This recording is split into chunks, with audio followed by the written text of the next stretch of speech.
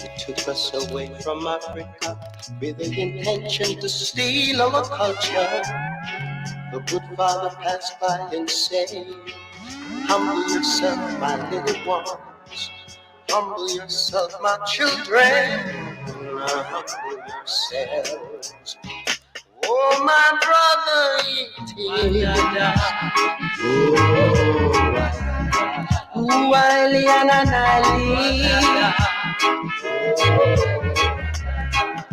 means love in Africa. Well, that is virtually my interpretation of universal. Love in Africa, love in America, love in Canada.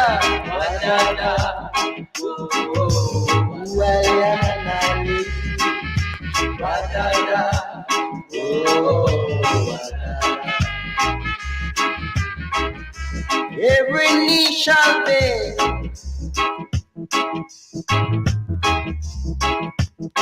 every tongue shall tell. Down in this valley, down in this valley, down in this valley of John's and Paul. Where is your love, Jamaica? Tell me, where is your love, Jamaica? Where is your love, Jamaica? I can't see your love, I can't feel your love, don't even touch your love, and I don't know about your love. Taught them the way to love one another. Wa-da-da. Oh, wa-da-da. Oh, make guidance be with I and I.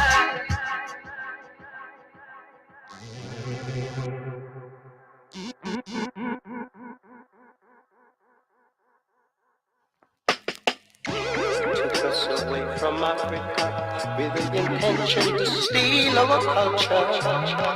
The good father passed by and said, humble yourself, my little ones. Humble yourself, my children. Oh, my brother, it is. Oh, wa-da-da.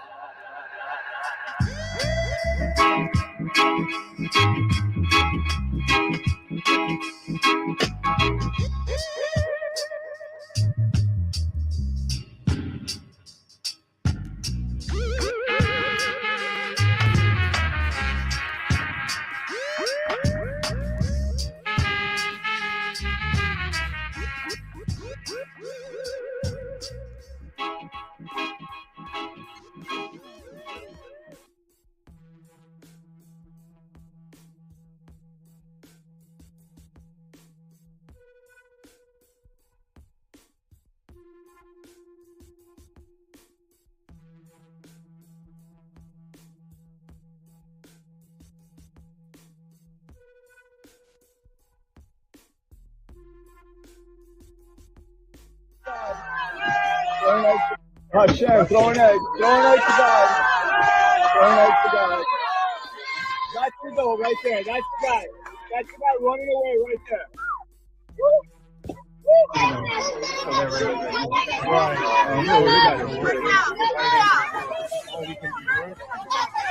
Hashem, throw an egg to God. Hashem, throw an egg to God. Throw an egg to God. That's the goal right there. That's the guy. That's the guy running away right there.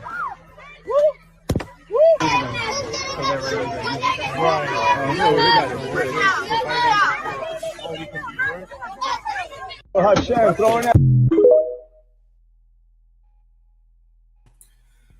But if you was to so much as say that the Ish people control any aspect of our existence, they'll deem that as hate speech. But you look at how they act towards our people. At any given moment, they could express themselves any kind of way that they want to express themselves toward us. But let us so much as say something that they deem is not right, when really all you're doing is exposing them, and they deem that as hate. I don't know if y'all looked at this last interview that Kanye West did with Alex Jones. It's a weird interview. I thought some things in there were kind of strange, and I laughed at some of the things Kanye was saying and doing, you know. But once again, we stand for the truth. We support the truth of who we are. We support the brothers and sisters that stand on the truth in regards to who we are. And we're going to keep doing that. But in any case, I want to give all praise, honor, and glory to our Heavenly Father, to His Son, and to His Holy Spirit. And I want to say shalom and blessings to all you brothers and sisters in the chat. We're going to be dealing with the Book of Exodus once again, be picking it up in chapter 21. We may have a couple of brothers come through later. So just a heads up on that. But where we left off with the Most High judging the nation of Egypt, judging Pharaoh and his army, judging all the Egyptians on behalf of our people. He brought them out of Egypt into the wilderness, and he sort of tested them and tried them concerning his Sabbath day. And, for the most part, the people obeyed, but then there were some people who rebelled, and the Most High instructed them concerning his Sabbath day. He instructed them rather concerning the Passover, the Feast of Unleavened Bread, showed them when to keep it and how to keep it. And we get to the point where they enter into Mount Sinai, and now the Most High is meeting the people face to face to bring them into the bond of the covenant, which is the 10 Commandments. And notice throughout the scriptures, when you read where it says they didn't heed his voice, or they heeded not his voice, this is speaking of when he came down and spoke with them directly on Mount Sinai and made the covenant with them. They heard a voice, but it says they saw no similitude of anything. They just saw a cloud covering the mount. They heard the thunderings. They felt the quakes in the earth, and it was enough to bring our people into fear and to go to Moses and say, Moses, you talk to us. We don't want to hear from the Most High lest we die. So from now on, you talk to us.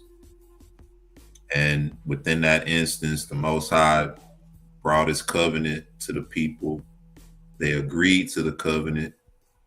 All right. And so now we're moving forward while our people in the wilderness. This is the 3rd month that the Most High came down and spoke to them on Mount Sinai. I said in the 3rd month, on the same day that he brought them out of the land of Egypt, which is the 15th day of the 1st month. So the scriptures is tracking the times as well, showing us when the Most High was doing certain things as a means for us to, sort of understand what was going on. So we're in 21. Chapter 20 is the actual covenant, where you receive the commandments and the instructions, and then it goes to show the reaction of the people once they receive the covenant. 21, it says, now these are the judgments which thou shalt set before them. All right, or the judgments, or this is the order that you're supposed to set. These are the end results based on things that are done that's supposed to be determined. That's what the judgments are, the outcomes. These are the judgments which thou shalt set before them. If thou buy an Hebrew servant 6 years, he shall serve, and in the seventh he shall go out for free. Thou buying Hebrew servant, 6 years he shall serve, and in the seventh he shall go out for free, for nothing. If he came in by himself, he shall go out by himself. If he were married, then his wife shall go out with him. If his master have given him a wife, and she have borne him sons or daughters, the wife and her children shall be her master's, and he shall go out by himself. If the servant shall plainly say, I love my master, my wife, and my children, I will not go out free, then his master shall bring him unto the judges. He shall also bring him to the door or unto the doorpost, and his master shall bore his ear through with an awl, and he shall serve him forever. This is in the case of a Hebrew servant becoming the property of someone else. It says, and if a man sell his daughter to be a maidservant, she shall not go out as the men servants do. So a maidservant is not to go out the same way that the men servants do. After 6 years, you go out free for nothing. It says, if she please not her master who had betrothed her to himself, then shall he let her be redeemed. To sell her unto a strange nation, he shall have no power, seeing he had dealt deceitfully with her. Because this went on a lot back then. You know, you would have people who would take women and people's daughters and betroth them unto themselves. So that's sort of what that's talking about. And if she please not the master, he's not to sell her unto a strange nation. He has no power to do that, seeing he have dealt deceitfully with her. And if he have betrothed her unto his son, he shall deal with her after the manner of daughters. If he take him another wife, her food, her raiment, and her duty of marriage shall he not diminish. If he do not these three unto her, then shall she go out free without money. He that smiteth a man so that he die shall be surely put to death. And if a man lie not in wait, but Elohim deliver him into his hands, then will I appoint thee a place whither he shall flee. So he that smiteth the man so that he dies shall surely be put to death. We see that this is sort of done often within the so-called Black communities, you know, where a lot of our people, and particularly our brothers, you know, we lie in wait and we kill one another. Most of the times it's presumptuously, you know what we doing. Yeah, we do it anyway. And in a case like that, it says that man should be put to death. We have a no snitching clause in the Black community. Y'all know the saying, snitches get stitches. And so these types of things go on in our community, and we don't deliver up the people in the community that do these things because we're afraid of what they might do to us. It's saying, if a man come presumptuously upon his neighbor to slay him with guile, thou shalt take him from mine altar that he may die. This is the actual end result of what's supposed to happen when these things happen within our culture and our heritage. I'm not going to say our communities today. We don't have the right to carry these things out in this manner, but under our jurisdiction, this is how things supposed to be done. And he that smiteth his father or his mother shall be surely put to death. We see this don't really happen with us a lot. That happened with the mother folks. Kids cuss out their parents and slap them and all that. It says, and he that stealeth a man and selleth him, or if he be found in his hand, he shall surely be put to death. He that stealeth a man and selleth him, or if he be found in his hand, he shall surely be put to death. When I read this before, I realized why a lot of Christian apologetics, well, namely white Christians, reading this in the law would sort of help you see why they want to do away with the law. You know, this is a part of our law. If you steal a man and sell him, or if he be found in your hands, you should surely be put to death. Same thing that happened with us and how we got here in this nation. Said that he that curseth his father or his mother shall surely be put to death. It says, and if men strive together, and one smite another with a stone or with his fist, and he die not, but keepeth his bed, if he rise again and walk abroad upon his staff, then shall he that smote him be quit. Only he shall pay for the loss of his time, and shall cause him to be thoroughly healed. So another statute within our Constitution. You injure somebody, then you have to, according to our law, you have to see to it that you pay for the loss of their time, and you shall cause him to be thoroughly healed. It says, and if a man smite his servant or his maid with a rod, and he die under his hand, he shall surely be punished. He shall be surely punished. Notwithstanding, if he continue a day or two, he shall not be punished, for he is his money. Sound kind of harsh. If a man smite his servant or maid with a rod, and he die under his hand, he shall be surely punished. So that didn't happen here with us. It says, notwithstanding, if he continue a day or two, he shall not be punished, for he is his money. Now we see why Pharaoh didn't want to let the people go. After they let them go, they realized, this wasn't a smart decision to let the people go, because your slaves are your money.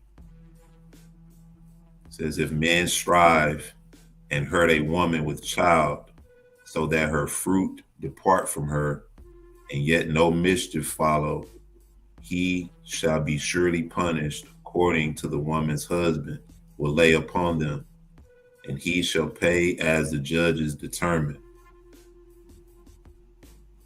So if two men having it out and, it gets so bad that something physically happens to a woman, in this case, she has a child and she loses her child, and they have to be subject to the husband of that woman. It says, if any mischief follow, then thou shalt give life for life, eye for eye, tooth for tooth, hand for hand, foot for foot, burning for burning, wound for wound, stripe for stripe. It says, and if a man smite the eye of his servant or the eye of his maid that it perish, he shall let him go free for his eye's sake. And if he smite out his manservant's tooth or his maidservant's tooth, he shall let him go free for his tooth's sake. Wow.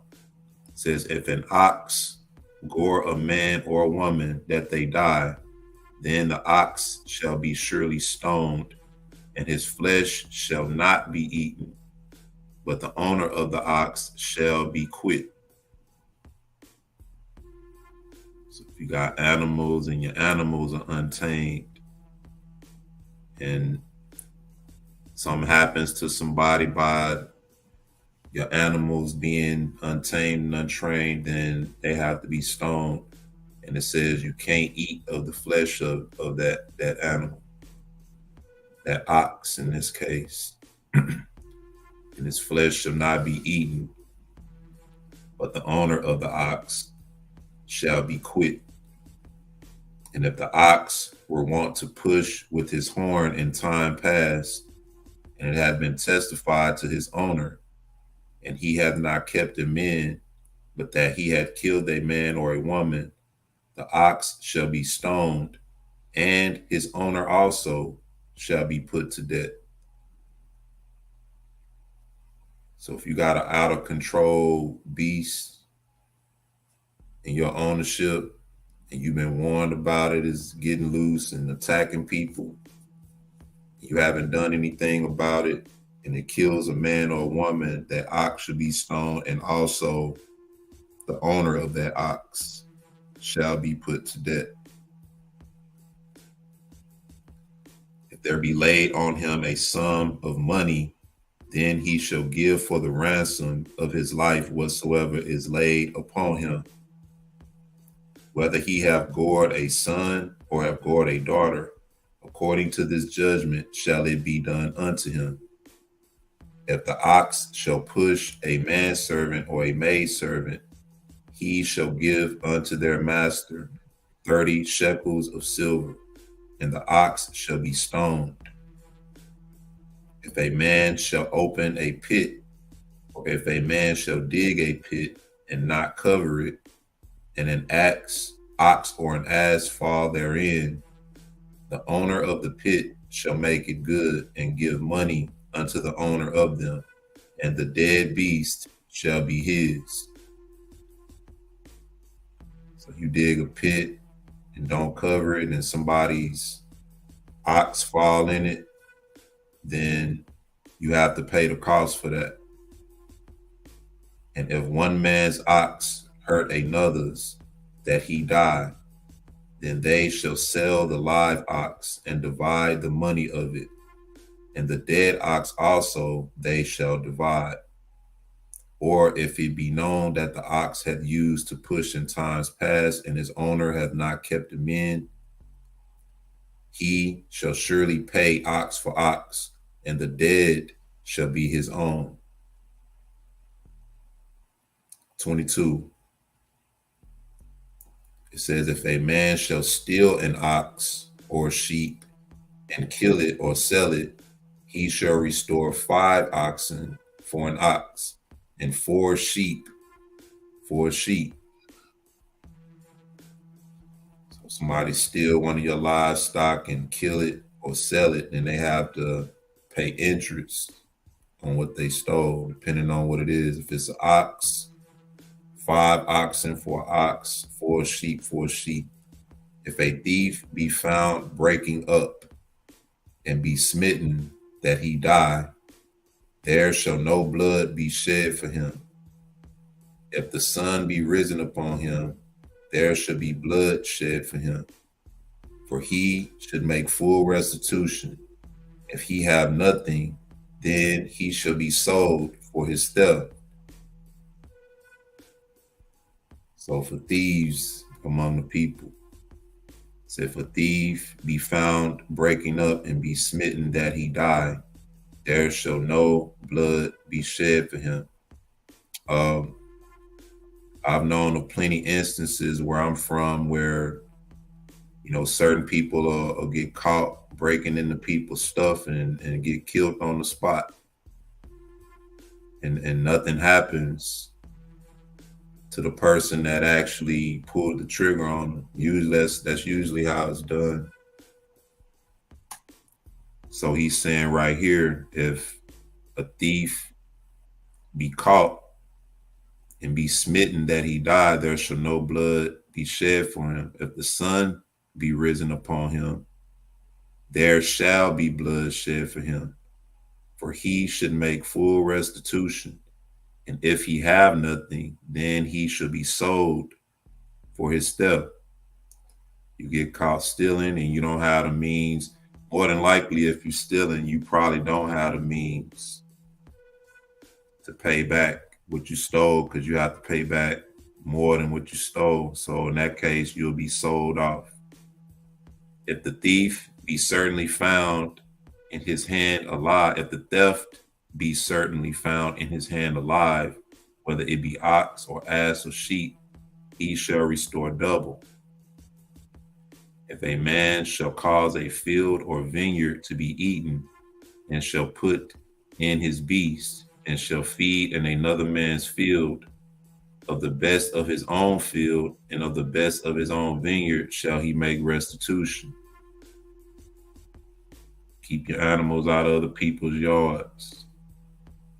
Basically, your animal in somebody else's yard eating from they gardens and they vineyards, then you have to bring the best of your own and make restitution.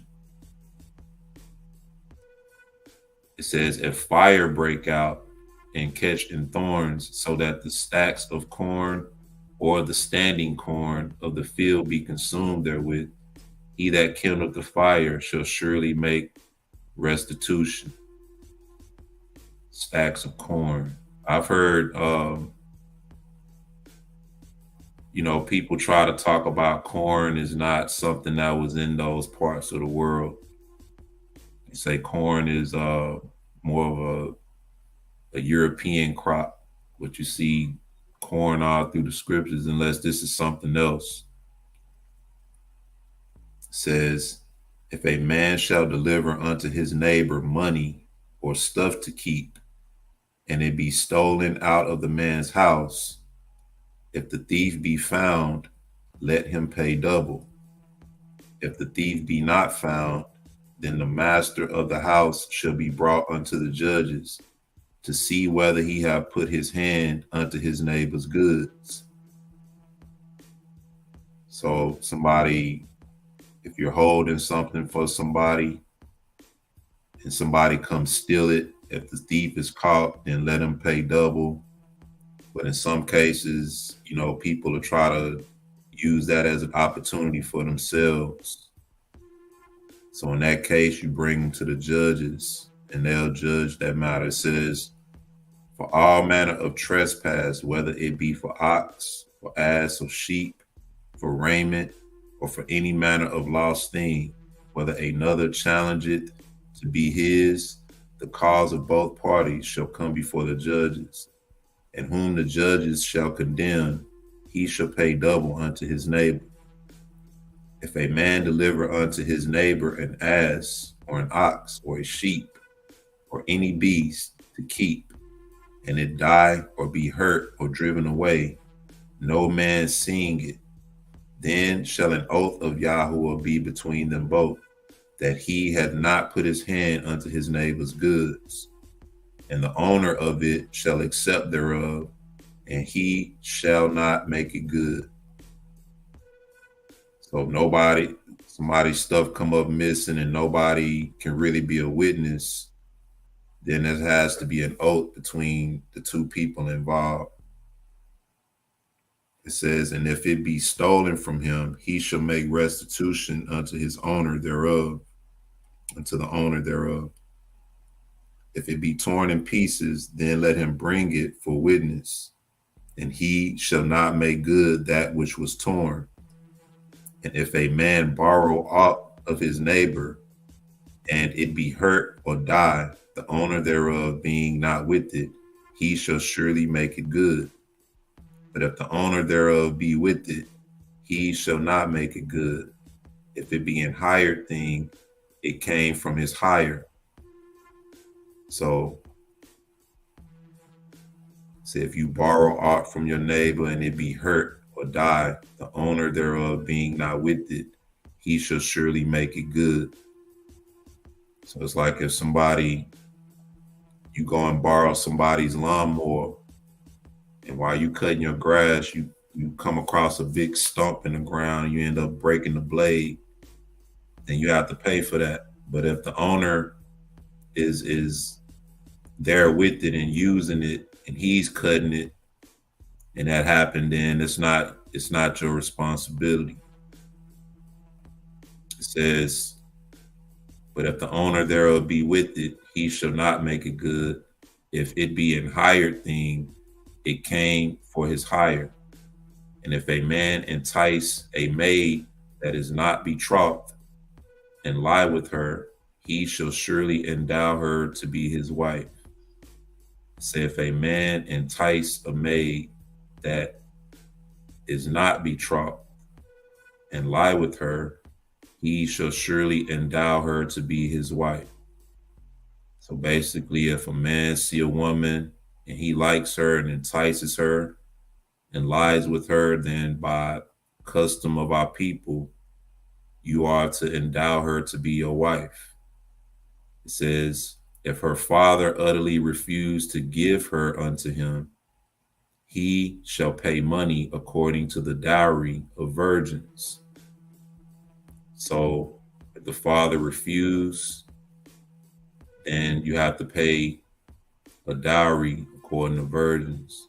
That's why the scriptures warn us to protect our daughters, keep them in and protect them, and it instructs the elder women, how to deal with the younger women. But it says, thou shalt not suffer a witch to live. You should not allow a witch to live. Whosoever lieth with a beast shall surely be put to death. Rightfully so. He that sacrificeth unto any Elohim, save unto Yahweh only, he shall be utterly destroyed. So it's not the sacrificing, it's the who you sacrificing to. Any of our people sacrifice to any Elohim except Yahweh only, he shall be utterly destroyed. Thou shalt neither vex a stranger nor oppress him, for ye were strangers in the land of Egypt. Ye shall not afflict any widow or fatherless child. Thou shalt afflict, if thou afflict them in any wise, and they cry at all unto me, I will surely hear their cry. So this is in regards to the stranger that's among our people, that's cleave to our people. All right. Thou shalt neither vex a stranger nor oppress him, for ye were strangers in the land of Egypt. Ye shall not afflict any widow or fatherless child. If thou afflict them in any way, and they cry at all unto me, I will surely hear their cry. So if he's saying he will surely hear the cry of the strangers, if we're afflicting them in the land, then how much more would he hear our cry if we're being afflicted? Even in the lands that we're scattered in. It says, and my wrath shall wax hot, and I will kill you with the sword, and your wives shall be widows, and your children fatherless. If thou lend money to any of my people that is poor by thee, thou shalt not be to him as an usurer, neither shalt thou lay upon him usury. So no loan and money with interest. If thou at all take thy neighbor's raiment to pledge, thou shalt deliver it unto him thou shalt deliver it unto him by that the sun goeth down. For that is his covering only. It is his raiment for his skin. Wherein shall he sleep? And it shall come to pass when he crieth unto me that I will hear, for I am gracious. Behind raiment, foreign clothes. It says, thou shalt not revile Elohim, nor curse the ruler of thy people. Thou shalt not revile Elohim, nor curse the ruler of thy people.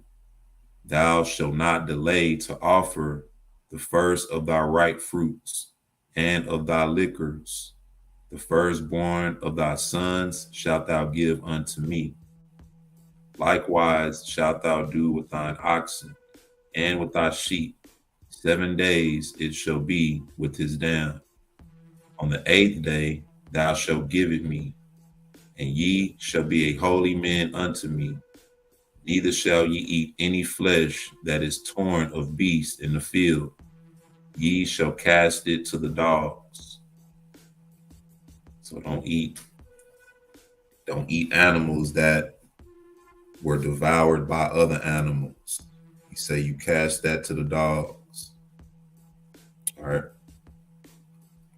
So the end of that chapter was giving us more general instructions that most of us are familiar with.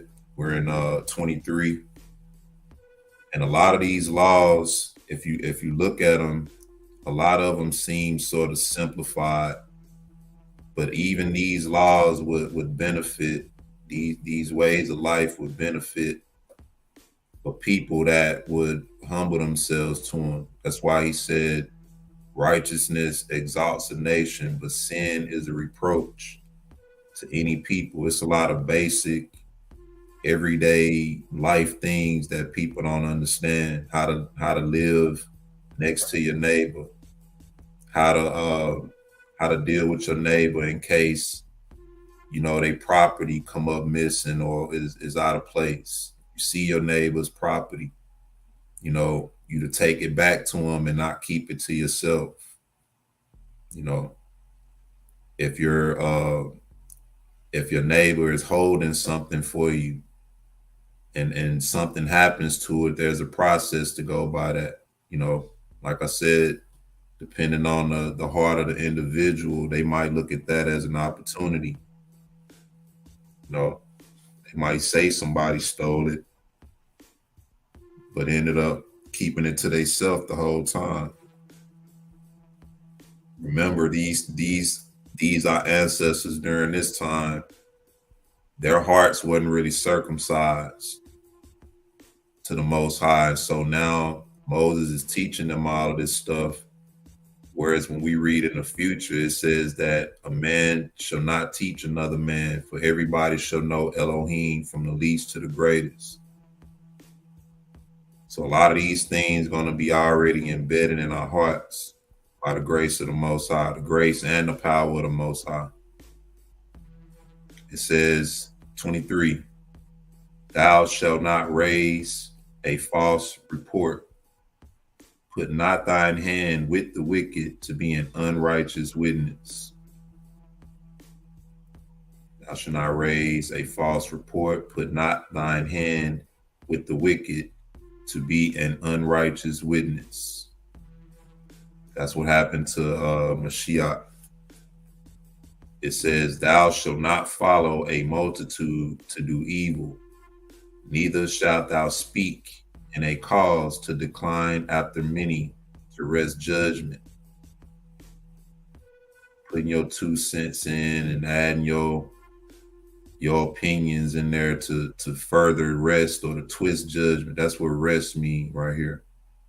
To twist judgment. You know how we are. Every time something happens, everybody got to throw something in on it. But it says, don't follow the multitude to do evil, neither shalt thou speak in a cause to decline after many, in a cause to decline after many, to twist judgment. Neither shalt thou countenance a poor man in his cause.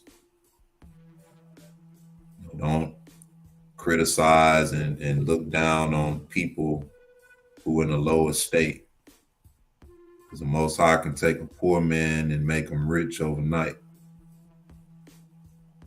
It says, if thou meet thine enemy's ox or his ass going astray, thou shalt surely bring it back to him again. If thou see the ass of him that hated thee lying under his burden, and wouldest forbear to help him, thou shalt surely help with him. So if you see your neighbor's property, his ox done got out the field and somewhere it's not supposed to be, you ought to bring it back to him again. And it says, if thou seest the ass of him that hated thee. So even if it's somebody you don't like, and you know it belongs to them, we are to take what belongs to them and give it back to them. And keep whatever business between y'all, keep it on that, It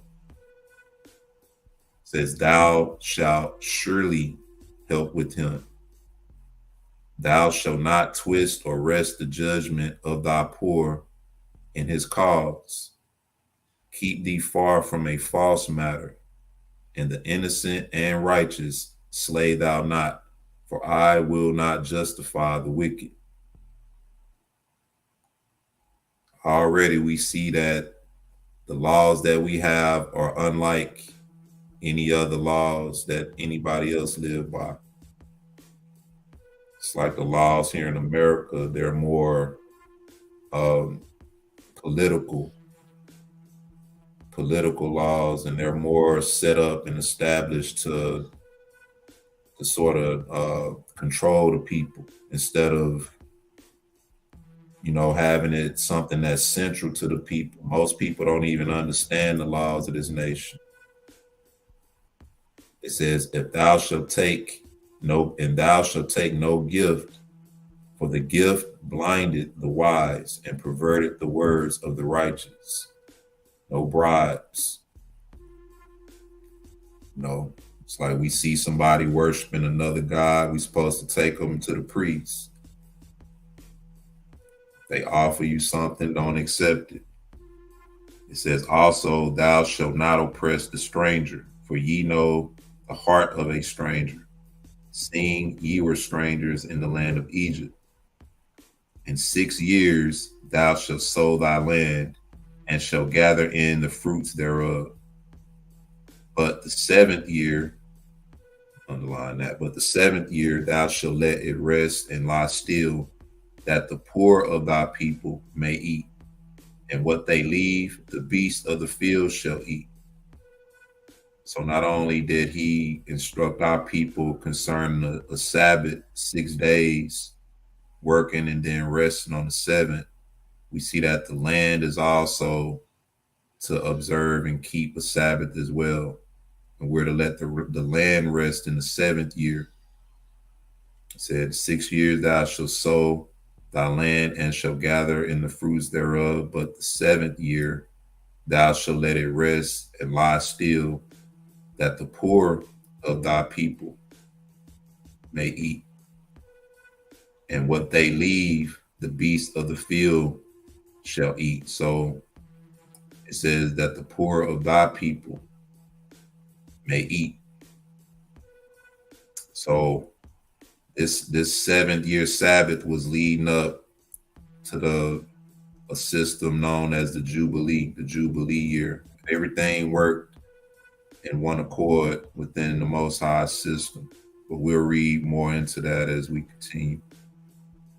It says, in like manner thou shalt deal with thy vineyard and with thy olive. 6 years sow and gather, and let it rest in the 7th year.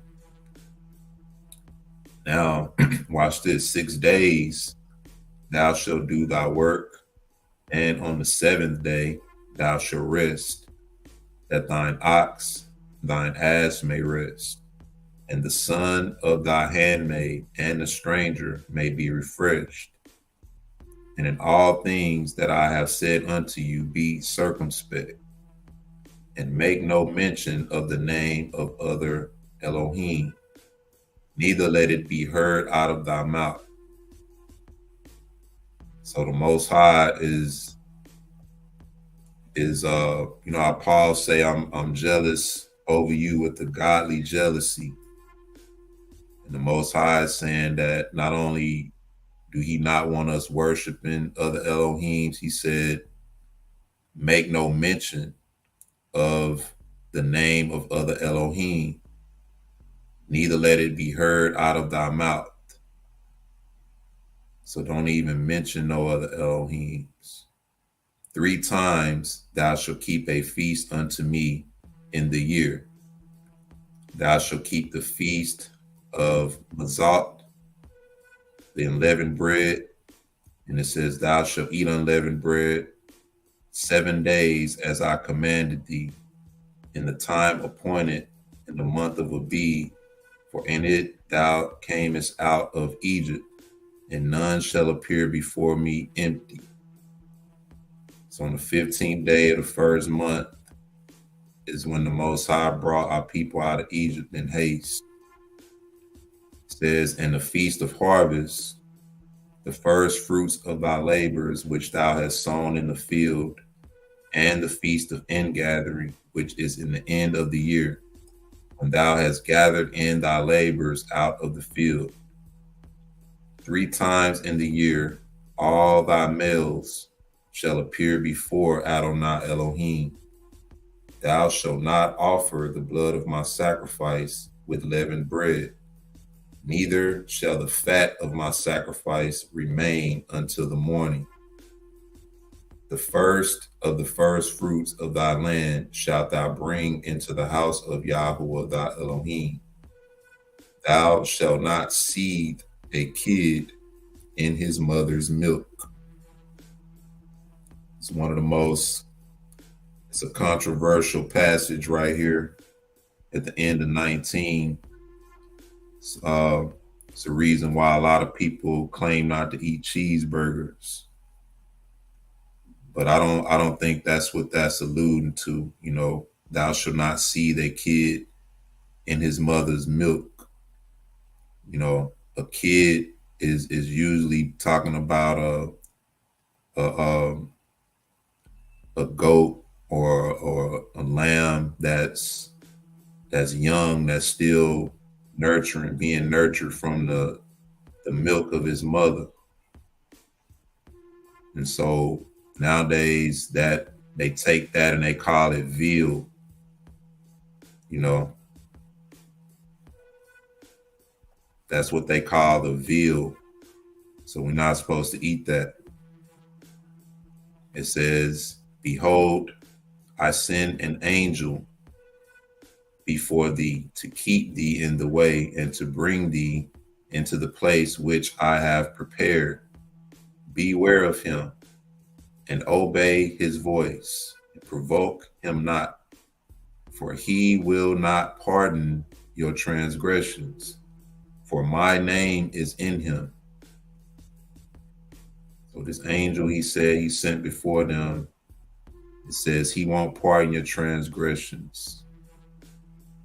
Beware and obey his voice and provoke him not, for he will not pardon your transgressions, for my name is in him. But if thou shalt indeed obey his voice and do all that I speak, but if thou shalt indeed obey his voice and do all that I speak, I'm underlining that for a reason, because that sort of reminds me of something that we read in I think it's Thessalonians, 1 Thessalonians, when it said the Mashiach is going to descend with a shout and with the voice of the archangel. It says, then I will be an enemy unto thine enemies, and an adversary unto thine adversaries.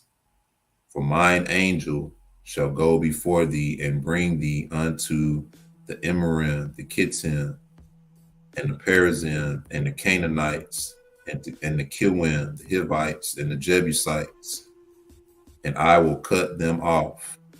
Thou shalt not bow down to their Elohim, nor serve them, nor do after their works, but thou shalt surely overthrow them. Thou shalt utterly overthrow them, and quiet break down their images.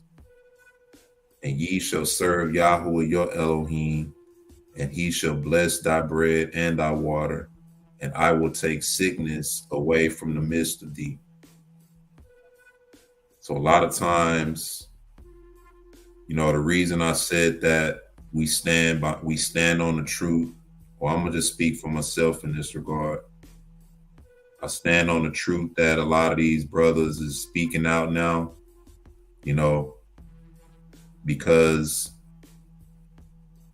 a lot of times it's telling you right here, basically, to have no respect or regards for other gods, other beliefs. And a lot of our people will say that they have respect for all beliefs, you know, and we understand the sentiment that they coming from is to not upset the higher ups, but the Most High is telling us to utterly overthrow them and break down their images.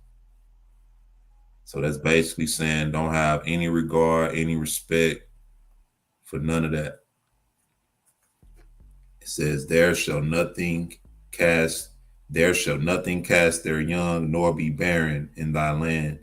The number of thy days I will fulfill. So no barrenness or none of that in the land. It said, the number of thy days I will fulfill. I will send my fear before thee and will destroy all the people of whom thou shalt come. And I will make all thine enemies turn their backs unto thee. And I will send hornets before thee, which shall drive out the Kilwim, the Kenanim, and the Kittim from before thee. And I will not drive them out from before thee in 1 year, lest the land become desolate and the beasts of the field multiply against thee. By little and little I will drive them out from before thee, until thou be increased and inherit the land. And I will set thy bounds from the Red Sea even unto the sea of the Philistines, and from the desert unto the river. And I will deliver the inhabitants of the land into your hand, and thou shalt drive them out from before thee. Thou shalt make no covenant with them, nor with their Elohim. They shall not dwell in thy land, lest they make thee sin against me. For if thou serve their Elohim, it will surely be a snare unto thee. Serve their gods as a snare unto us. He said, make no covenant with them, nor with their Elohim. When you look at throughout the scripture, the Most High is really letting us know the hearts of the other nations towards us and how much they hate us, to the point where he would cause them to fear us if we would obey him. Because if they hate him if they hate him rather, and we are his chosen, then they would by nature hate you as well. You know, now just speaking of every individual, I'm not speaking of every individual, because it mentions certain strangers that'll be among our people, you know, and how to treat them. But then it says, don't make any covenants with them or with their Elohim. It says, they shall not dwell in thy land, lest they make thee sin against me. For if thou serve their Elohim, it will surely be a snare unto you. Just like it's a snare unto us now. Serving the Elohims of our enemies, it doesn't benefit us. It only makes things worse for us. We're supposed to benefit from serving a Elohim or a God. But we see serving their gods benefit them, and it brings a snare on us.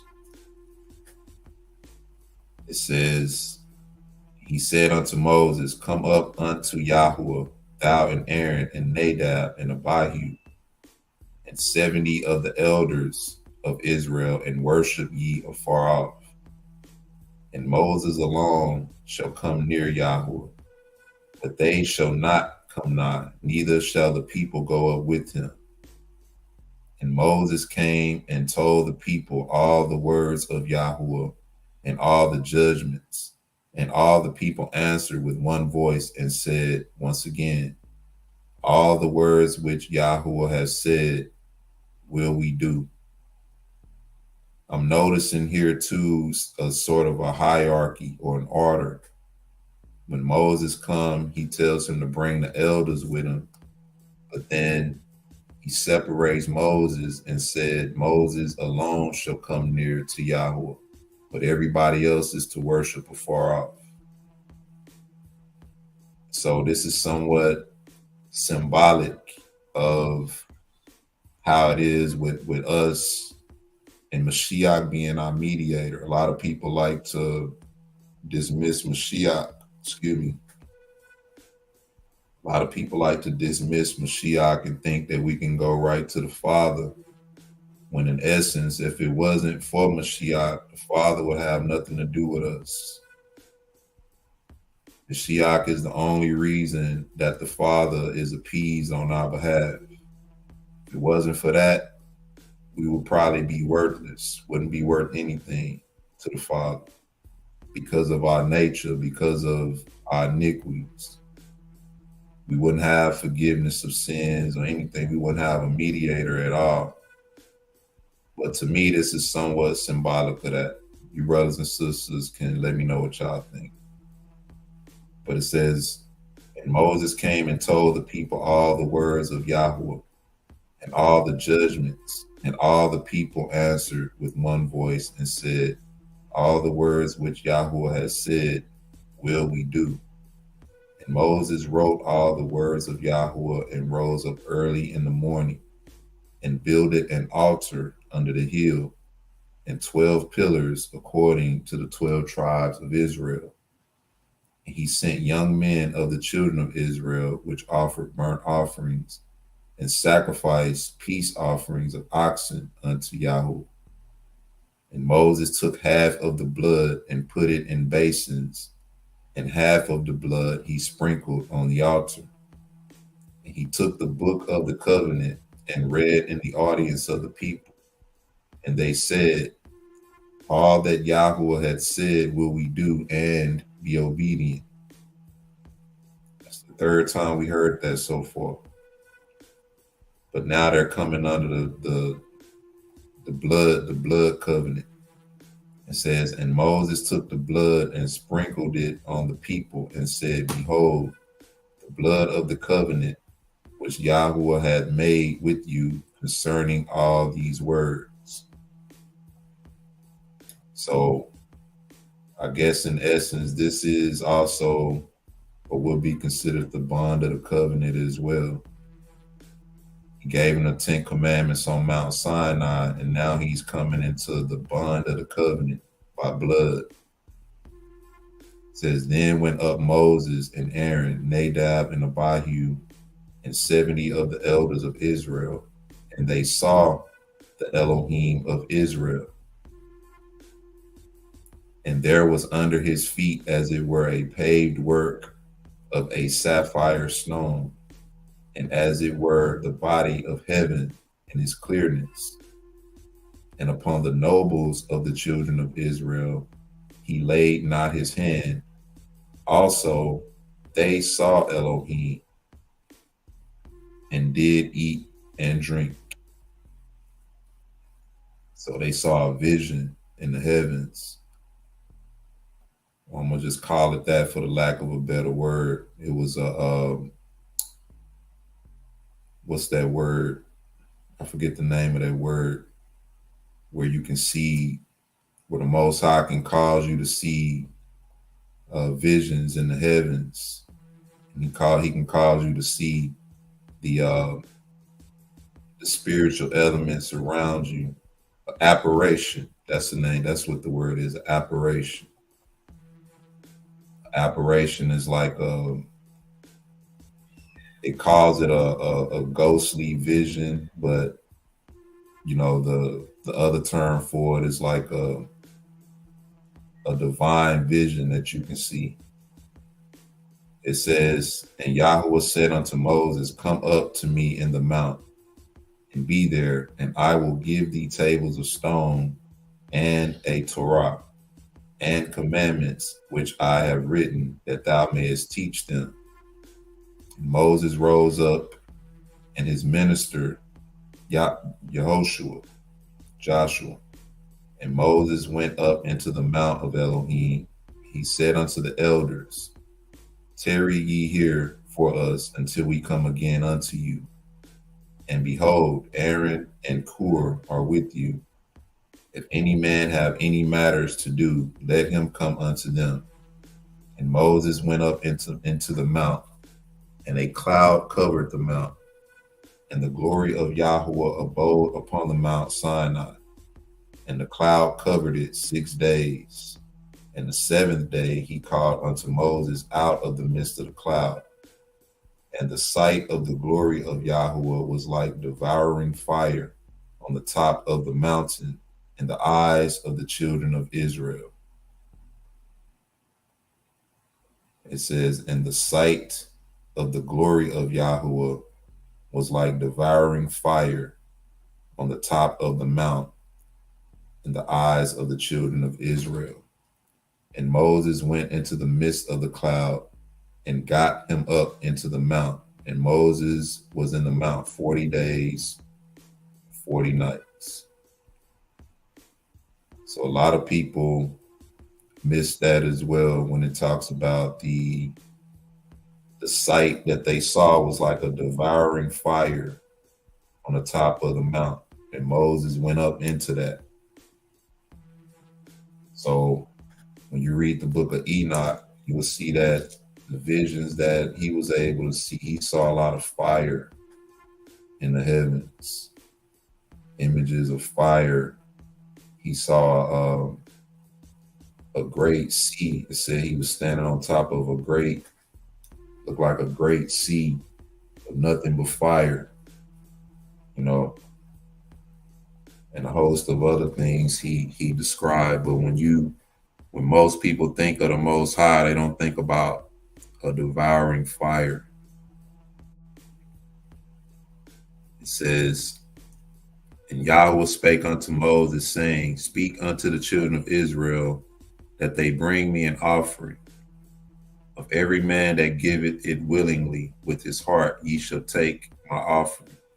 And this is the offering which ye shall take of them: gold and silver and brass and blue and purple and scarlet and fine linen and goat's hair and ram skins dyed red and badger skins of chittim wood, oil for the light, spices for anointing oil and for sweet incense, onyx stones and stones to be set in the ephod and in the breastplate. And let them make a sanctuary that I may dwell among them. So these are all the offerings that the Most High accepts. A lot of people like to do free will offerings.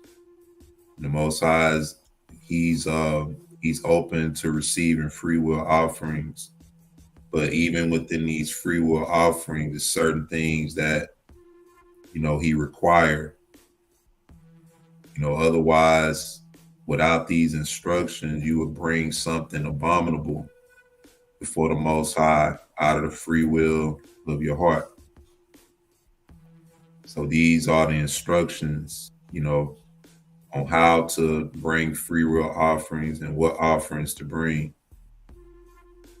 It says, and let them make me a sanctuary that I may dwell among them, according to all that I show thee, after the pattern of the tabernacle and the pattern of all the instruments thereof, even so shall ye make it. So he's going to even show them how to pattern or how to build the tabernacle after the pattern that he's going to give them. It says, and they shall make an ark of chittim wood 2 cubits, and a half shall be the length thereof, and a cubit and a half the breadth thereof, and a cubit and a half the height thereof. And thou shalt overlay it with pure gold, within and without shalt thou overlay it, and shalt make upon it a crown of gold round about. And thou shalt cast 4 rings of gold for it, and put them in the 4 corners thereof. And 2 rings shall be in the one side of it, and 2 rings in the other side of it.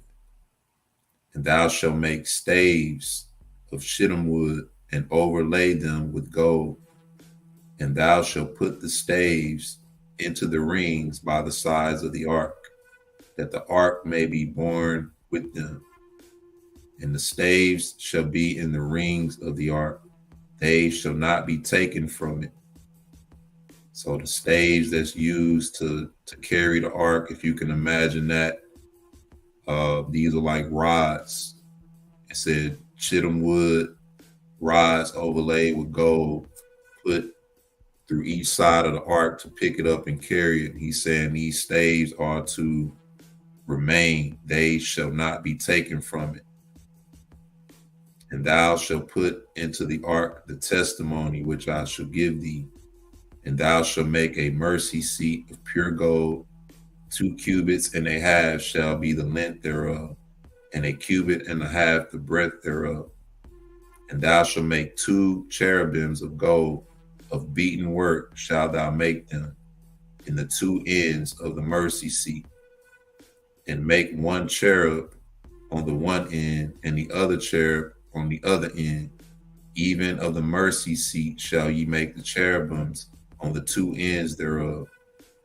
And the cherubims shall stretch forth their wings on high, covering the mercy seat with their wings. And their faces shall look one to another. Toward the mercy seat shall the faces of the cherubims be. And thou shalt put the mercy seat above upon the ark. And in the ark thou shalt put the testimony that I shall give thee. And there I will meet with thee, and I will commune with thee from above the mercy seat, from between the 2 cherubims which are upon the ark of the testimony, of all things which I give thee in commandment unto the children of Israel.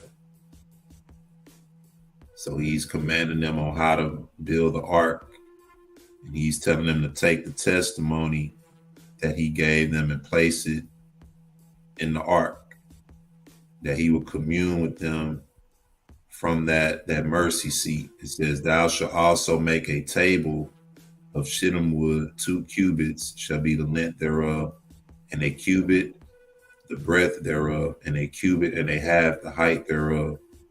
And thou shalt overlay it with pure gold, and make thereto a crown of gold round about. And thou shalt make unto it a border of an handbreadth round about. And thou shalt make a golden crown to the border thereof round about. And thou shalt make for it 4 rings of gold, and put the rings in the 4 corners that are on the 4 feet thereof. Over against the border shall the rings be for the places of the staves to bear the table. And thou shalt make the staves of shittim wood, and overlay them with gold, that the table may be borne with them. And thou shalt make the dishes thereof, and spoons thereof, and covers thereof, and bowls thereof to cover withal. Of pure gold shalt thou make them. And thou shalt set upon the table showbread before me always. And thou shalt make a candlestick of pure gold. Of beaten work shall the candlestick be made. His shaft and his branches, his bowls, his knops, and his flowers shall be of the same. And 6 branches shall come out of the sides of it, 3 branches of the candlestick out of the one side, and 3 branches of the candlestick out of the other side. 3 bowls made like unto almonds, with a knot and a flower in one branch, and 3 bowls made like to almonds in the other branch, with a knot and a flower. So in the 6 branches that come out of the candlesticks. So just showing them how everything is supposed to be made exactly to their dimensions, their designs, the appearance of them. Everything is overlaid with gold. So imagine when the Most High talks about in Joel 3, when he talks about the Grecians and how they all took his silver and his gold and laid them in their temples. You know, these things made the other nations wealthy and rich. It says, and there should be a knot under two branches of the same, and a knot under two branches of the same, and a knot under two branches of the same, according to the 6 branches that proceed out of the candlestick. What's good, brother Yash? Yeah, shalom, shalom, man. Yes,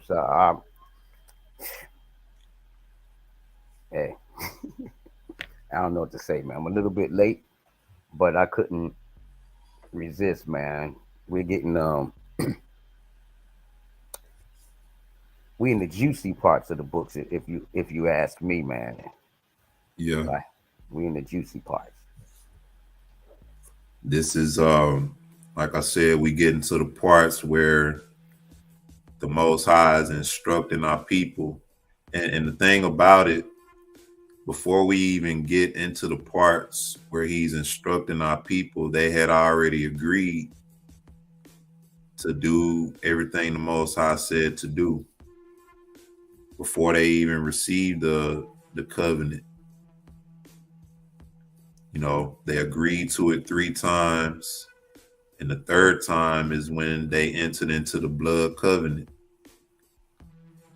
And so, yeah, it's juicy because we read through this and we get to actually see firsthand what it means by our people being hard-headed and stiff-necked.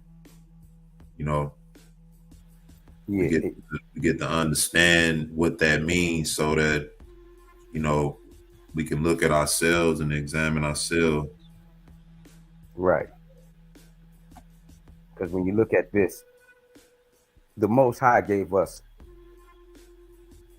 specific instructions on how things were supposed to be done, because these things are patterned after the things in heaven.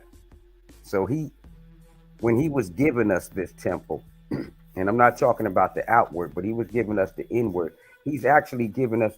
We went a couple chapters before, where he he took Moses up there and he allowed Joshua and I don't know if that's Caleb, Joshua and the others to go and peep through the cloud, and they got a glimpse of his glory.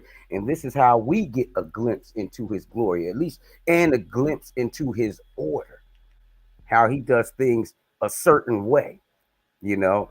So this is teaching us how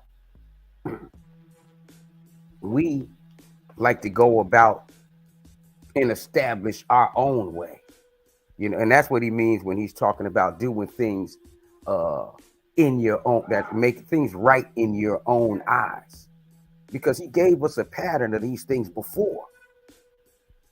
Yet and still we want to sit over there and do things our way anyway, and say that the Most High is all right with us, or he's all right with us,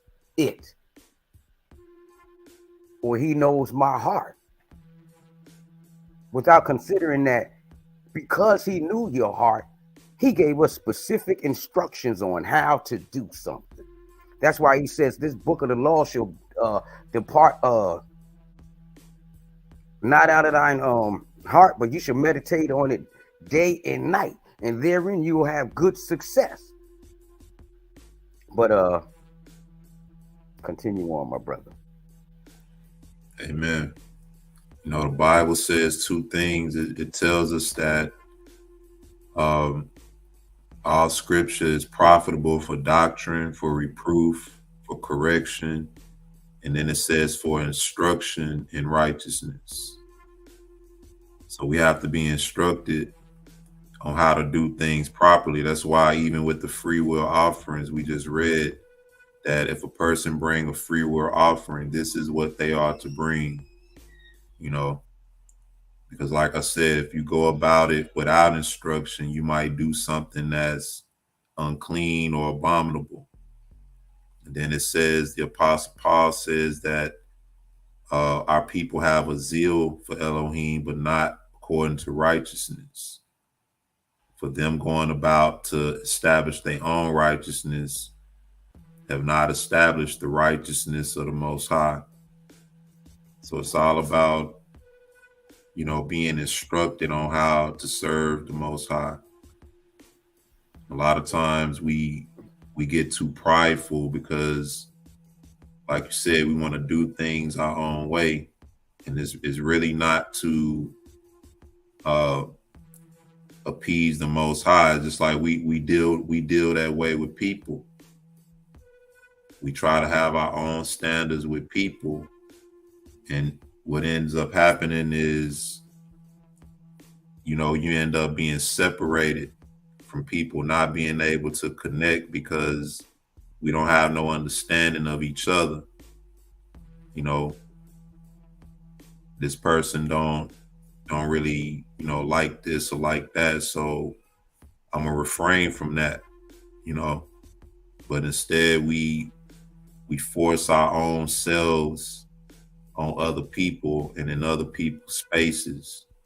And it causes us not to be able to connect. Now, how much more so with the Most High, if he's the ultimate of all things, he's instructing us on how to do certain things, and we say, nah, we ain't gonna do it like that. I'm gonna go to church on Sunday. I'm gonna pray over these abominations, and those are just small examples. You have something else, bro? Nah, where am I? Oh, yeah. Nah, really, because you pretty much covering it all. That's how we like to do. I remember I used to wonder years ago, after reading Exodus, even I was like wondering, even when I was going to church, I was like, these things is patterned. He said he made the temple and these things patterned after the things of heaven. And I was realizing even back then that even the design, no matter how opulent your building is, or whatever, how these things are not designed after the pattern of the things in heaven. When we have to examine ourselves in every single way to find out if we're truly walking in the ways of the Most High. I mean, and even though we are, and we're trying our best is not good enough. He doesn't require our best. He requires our obedience. There's a difference. Saul said, yes, I have kept the commandment and I have saved the best for you. Most High said, you ain't keep nothing. Yep. And the kingdom shall be rent from your hand. See, a lot of us are rending our own kingdoms. Wow. You know what? Continue on, brother. I see how I'm going today. Praise the Most High. I did mention that we need to get into the readings of the Kings too, because I wanted to get into that for that very purpose. So that we could study King Saul, because I know for myself, I had to examine myself and ask, we all love King David. We all recall the history of King David, and we all liken ourselves to King David. But the question I ask myself is, how much of King Saul is inside of me? You see what I'm saying? How many of us are more like King Saul than we are King David? So I think it's important that 1 Samuel to get into that and really examine Saul before we even get into King David. Go ahead. Nah, I can say, and that's true, man. That's really true. That's deep. That's profound, man. How much really is it? And that's something we probably never even think to ask ourselves. How much of King Saul is in us? How much do we try to? How much are we doing our own way, thinking that we're pleasing the Most High, or thinking our way is better than the way that He laid out before us? And the only thing I believe that gives us a pass, that we don't have no prophet, we don't have no priest, we don't have no king. Yeah, we do have the word, but the Gentiles altered the word in such a way that we're lucky, because unto us were given the oracles of the Most High. But yeah, that's a very interesting question to ask oneself. How much of King Saul is in me? He said all things was written for our learning, right? Mm-hmm. All things. So I praise the Most High that there's no type of man or woman that you can be in this world that the word of God don't deal with or cover in some way, form, or fashion. So to be able to have this information and the wherewithal to examine it is a blessing in itself. He said wisdom is greater than silver and gold, you know. But let's get into we dealing with the ark, and then it said the table, the dimensions of the table. At 36, it says their knops and their branches shall be of the same. All it shall be one beaten work of pure gold. So just imagine that. Everything pure gold. And thou shalt make the 7 lamps thereof, and they shall light the lamps thereof, that they may give light over against it. And the tongues thereof and the snuff dishes thereof shall be of pure gold. Of a talent of pure gold shall he make it with all these vessels. And look that thou make them after their pattern, which was showed thee in the mount. Because like Brother Yash just mentioned, everything that the Most High has instructed Moses to tell the people is after the pattern of the heavens.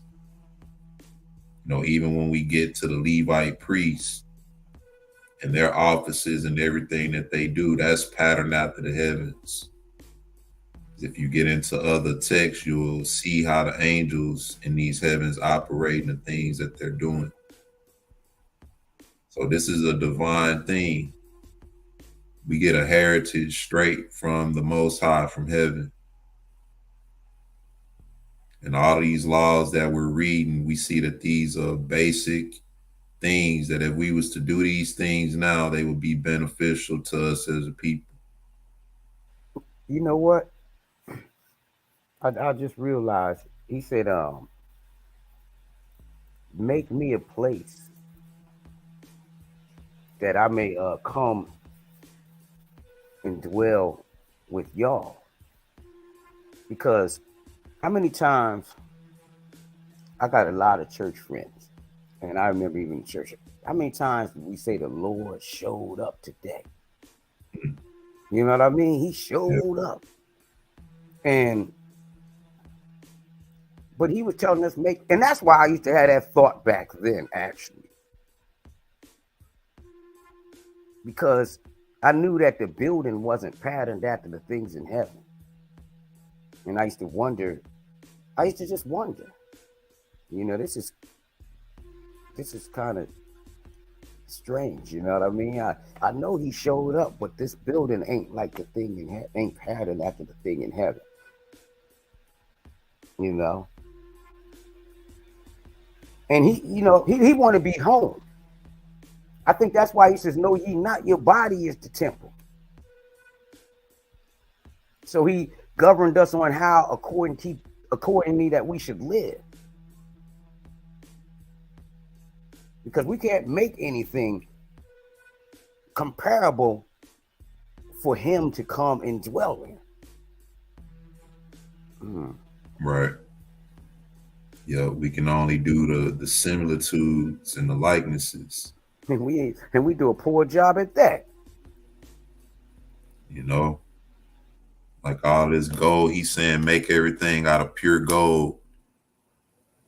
But you go read Enoch, when the Most High took Enoch up, and he saw mountains made of pure gold, silver, every metal that's valuable in this earth.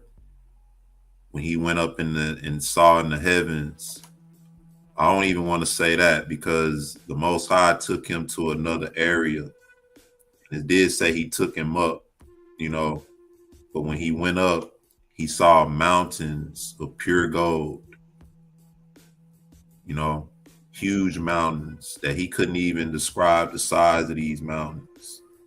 He saw mountains made out of rubies, diamonds, silver, brass, all of those things. And so everything we do is a similitude or a likeness of the pattern that's in heaven. Like I say, that's a blessed thing within itself. Hold on one second.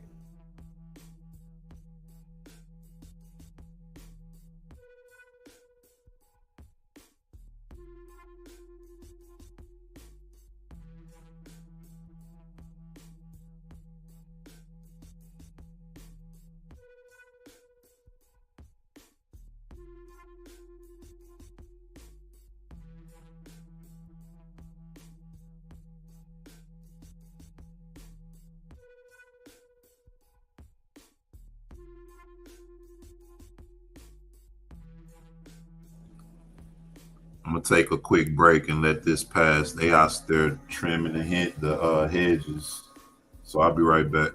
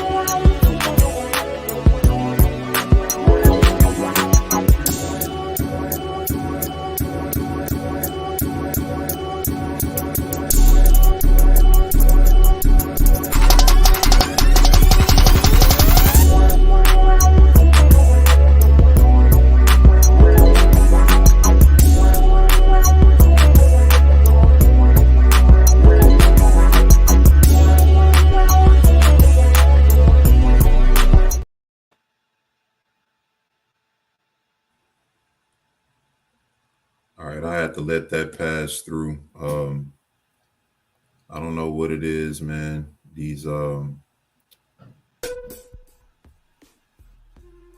some of these Mexicans, man, they'll cut grass in the rain. They cut grass while the rain coming down. I don't get it. But they moved a little further down now, so we can probably get a little bit more of this out. But we're at 26 and 1. It says, moreover, thou shalt make the tabernacle with 10 curtains of fine twined linen, in blue and purple and scarlet, with cherubims of cunning work shalt thou make them. The length of one curtain shall be 28 cubits, and the breadth of one curtain 4 cubits. And every one of the curtains shall have one measure. The 5 curtains shall be coupled together one to another, and other 5 curtains shall be coupled one to another. And thou shalt make loops of blue upon the edge of the one curtain from the selvage and the coupling. And likewise thou shalt make in the uttermost edge of another curtain and the coupling of the second. So you'll have to be skilled in carpentry and sewing and knitting and those different things to really understand this. It says 50 loops shalt thou make in the one curtain, and 50 loops shalt thou make in the edge of the curtain that is in the coupling of the second. And the loops may take hold of each other. And thou shalt make 50 taches of gold, and couple the curtains together with the taches, and it shall be one tabernacle. And thou shalt make curtains of goat's hair to be a covering upon the tabernacle. 11 curtains shalt thou make. All right. 11 curtains shalt thou make. The length of one curtain shall be 30 cubits, and the breadth of one curtain 4 cubits. And the 11 curtains shall be all of one measure. And thou shalt couple 5 curtains by themselves, and 6 curtains by themselves, and shall double the 6th curtain in the forefront of the tabernacle. So I guess he's telling them how to connect all the coverings of the whole tabernacle, how to sew them together, and how to use the loops, the golden loops, to connect them all together all the way around, so that they'll cover the tabernacle and won't have no openings in the sides and in the corners and none of that. One way in, one way out. It says, and thou shalt make 50 loops on the edge of the one curtain that is outmost in the coupling, and 50 loops in the edge of the curtain which couple it the second. And thou shalt make 50 taches of brass, and put the taches into the loops, and couple the tent together that it may be one. And the remnant that remaineth of the curtains of the tent, the half curtain that remaineth, shall hang over the backside of the tabernacle, and a cubit on the one side, and a cubit on the other side of that which remaineth in the length of the curtains of the tent. It shall hang over the sides of the tabernacle on this side and on that side to cover it. Thou shalt make a covering for the tent of ram skins dyed red, and a covering above of badger skins. And thou shalt make boards for the tabernacle of shittim wood, standing up. 10 cubits shall be the length of the board, and a cubit and a half shall be the breadth of one board. 2 tenons shall be in one board, set in order one against another. Thus shalt thou make for all the boards of the tabernacle. I don't know what that is. I have to look that up. It says, and thou shalt make the boards for the tabernacle, 20 boards on the south side southward, and thou shalt make 40 sockets of silver under the 20 boards, 2 sockets under one board for his 2 tenons, and the 2 sockets under another board for his 2 tenons. And for the second side of the tabernacle on the north side, there shall be 20 boards. Hey, brother Yash. Yeah, I'm looking it up. It's a slab or a plank, like a deck of a ship. So I guess he used it for the flooring, or So it's sort of like notched floorings, I guess.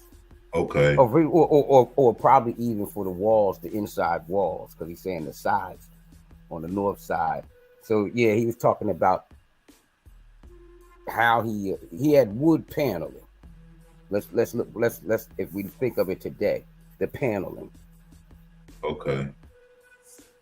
The 2 tenons. Says verse 20. Says, and for the second side of the tabernacle on the north side, there shall be 20 boards, and there 40 sockets of silver, 2 sockets under one board and 2 sockets under another board. So it says 40 sockets of silver. So 20 boards, and there are 40 sockets. So that will be like 2 on each end. 2 sockets under one board and 2 sockets under another board. That's probably how you connect them. It says, and for the sides of the tabernacle westward, thou shalt make 6 boards, and 2 boards shalt thou make for the corners of the tabernacle in the 2 sides, and they shall be coupled together beneath, and they shall be coupled together above the head of it unto one ring. Thus shall it be for them both. They shall be for the 2 corners. And it seemed like he has them setting this thing up in a way to where it can't fall. That's why even when you read about the Babylonians in the book of Baruch, when it said the Chaldeans surrounded the tabernacle and the temple, it said that the Most High had to withdraw himself from the protection of the temple. And that was the only way they could come in and ravage it and destroy it. So that's kind of deep within itself.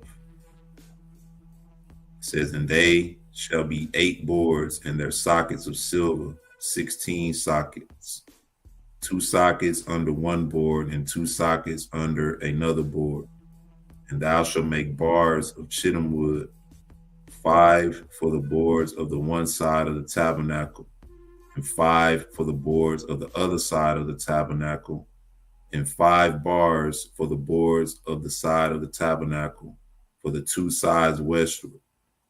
And in the middle bar in the midst of the boards shall reach from end to end.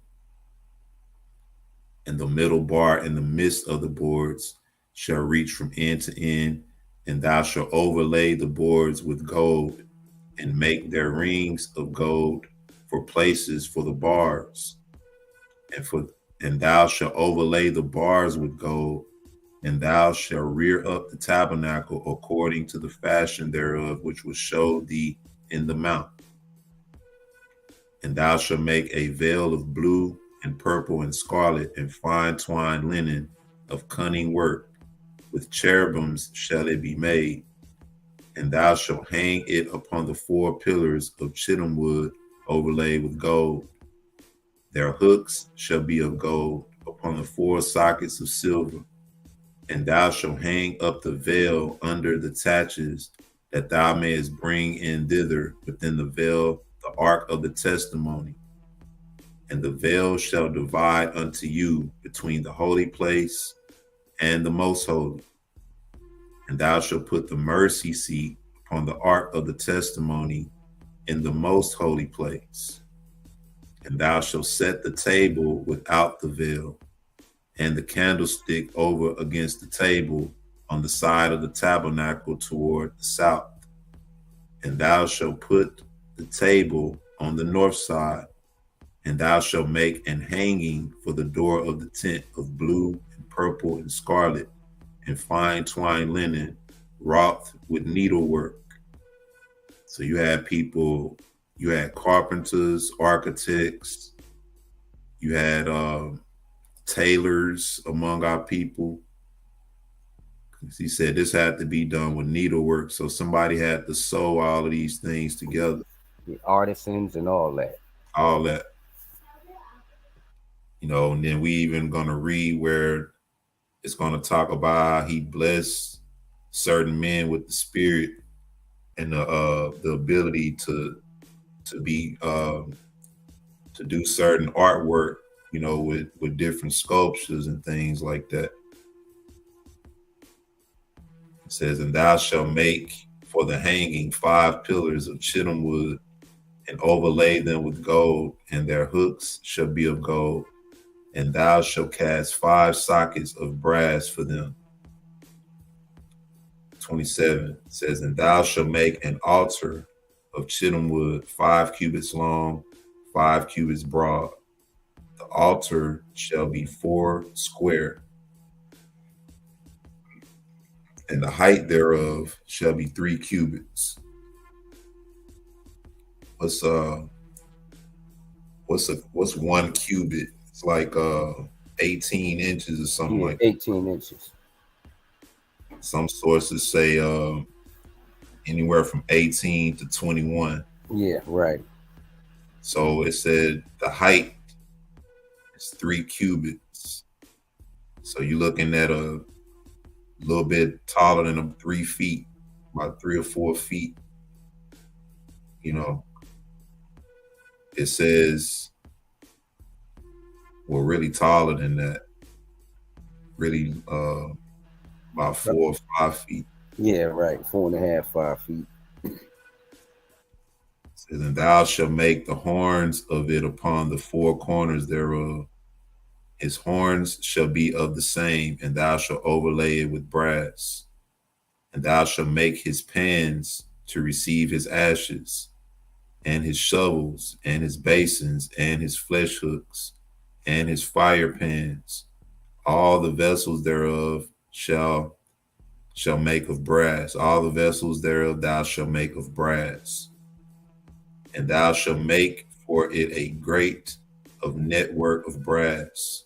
Thou shalt make for it a grate of network of brass, and upon the net shalt thou make 4 brazen rings in the 4 corners thereof. And thou shalt put it under the compass of the altar beneath, that the net may be even to the midst of the altar. And thou shalt make staves of the altar, staves of shittim wood, and overlay them with brass. And the staves shall be put into the rings, and the staves shall be upon the 2 sides of the altar to bear it.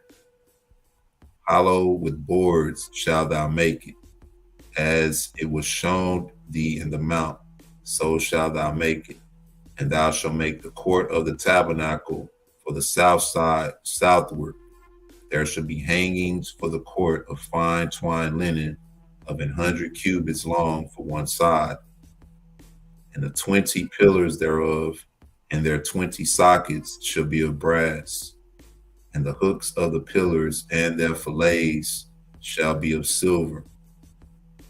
And likewise for the north side in length there shall be hangings of 100 cubits long, and his 20 pillars and their 20 sockets of brass, and the hooks of the pillars and their fillets of silver. And for the breadth of the court on the west side shall be hangings of 50 cubits, their pillars 10 and their sockets 10. So this is a pretty huge tabernacle. It says, in the breadth of the court on the east side eastward shall be 50 cubits, And the hangings of the one side of the gate shall be 15 cubits, their pillars 3, and their sockets 3. And on the other side shall be hangings 15 cubits, their pillars 3, and their sockets 3. And for the gate of the court shall be an hanging of 20 cubits of blue, and purple, and scarlet, and fine twined linen wrought with needlework. And their pillars shall be 4, and their sockets 4. All the pillars round about the court shall be filleted with silver. Their hooks shall be of silver, and their sockets of brass. The length of the court shall be 100 cubits. Do 21 times 100, 18, or 21 times 100, and divide that up into feet that we know today. You'll have a lot left over though, but like I said, a cubit, the measurement is much different from how we measure today. It says in the breadth 50 everywhere, and the height 50 cubits of fine twined linen, and their sockets of brass. All the vessels of the tabernacle, and all the service thereof, and all the pins thereof, and all the pins of the court shall be of brass. And thou shalt command the children of Israel that they bring thee pure oil olive, beaten for the light, to cause the lamp to burn always. So they use pure oil olive beaten for the light, to cause the lamp to burn always. In the tabernacle of the congregation without the veil, which is before the testimony, Aaron and his sons shall order it from even to morning before Yahuwah. It shall be a statute forever unto their generations on the behalf of the children of Israel. Establishing Aaron's sons as the workers of the temple, the service, the ones who do the service in the tabernacle. So we read through all this, and we get the dimensions of the tabernacle, the instructions of the tabernacle. And then at the end of that, he's starting to appoint those who are to serve and do the services of the tabernacle, which was Aaron and his sons. You wanna elaborate, Brother Yash?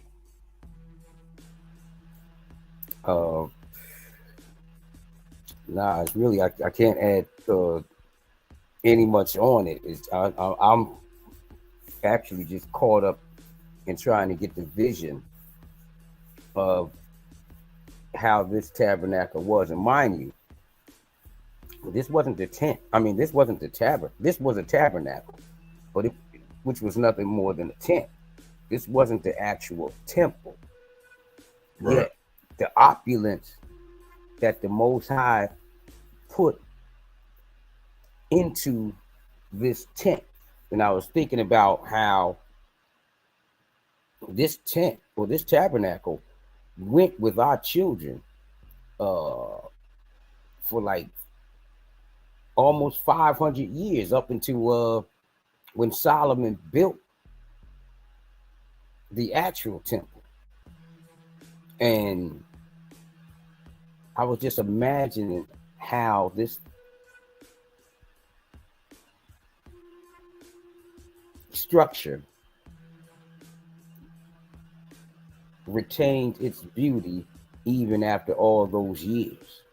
So, and that's what I'm caught up, just trying to imagine the vision. He said the court, what was that? That's like a football. Yeah, that's like a football field and a half. The size of it, if you look at it. Yeah. So it's just the greatness of all this and all the thought and all the work And he's ready to get into the workers, or the tribe of Levites, their job, or whom he has appointed to work in the tabernacle. But everyone, I believe, was required in the building of the tabernacle. You know, Yeah. which is deep in itself. You know, Yeah. everybody had a little bit of input, I'm sure, in that work, because it was very, very intricate, and done down to the minutest detail. Women had a hand, I'm sure, in the sewing. Men, everyone, Right. even little children.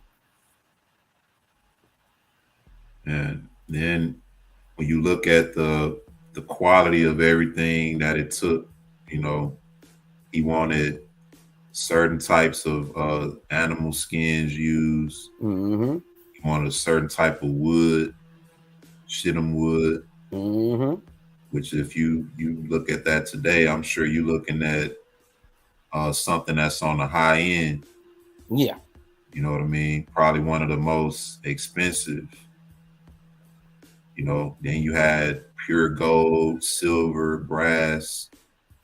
So this thing was put together in a way to where the quality of it wouldn't diminish. And not only that, the way it was also put together was, it could be risen up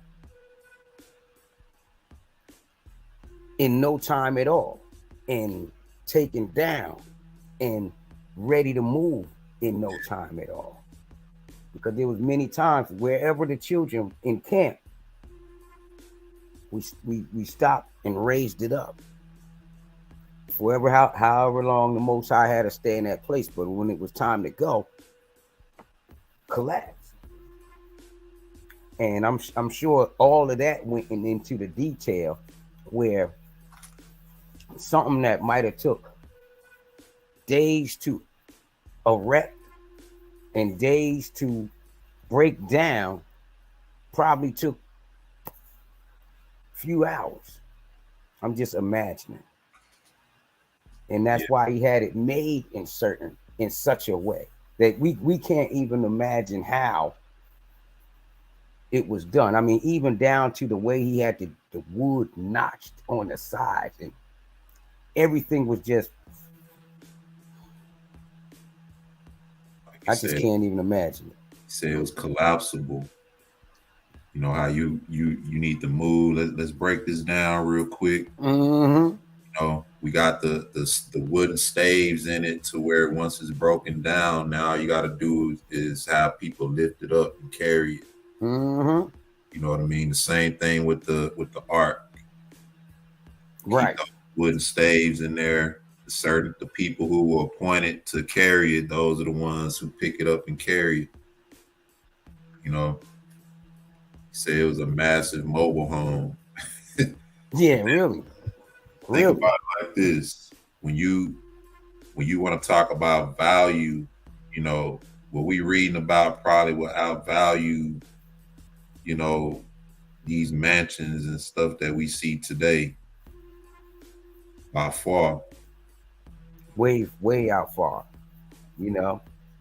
And mind you, like I say, and this was a tent,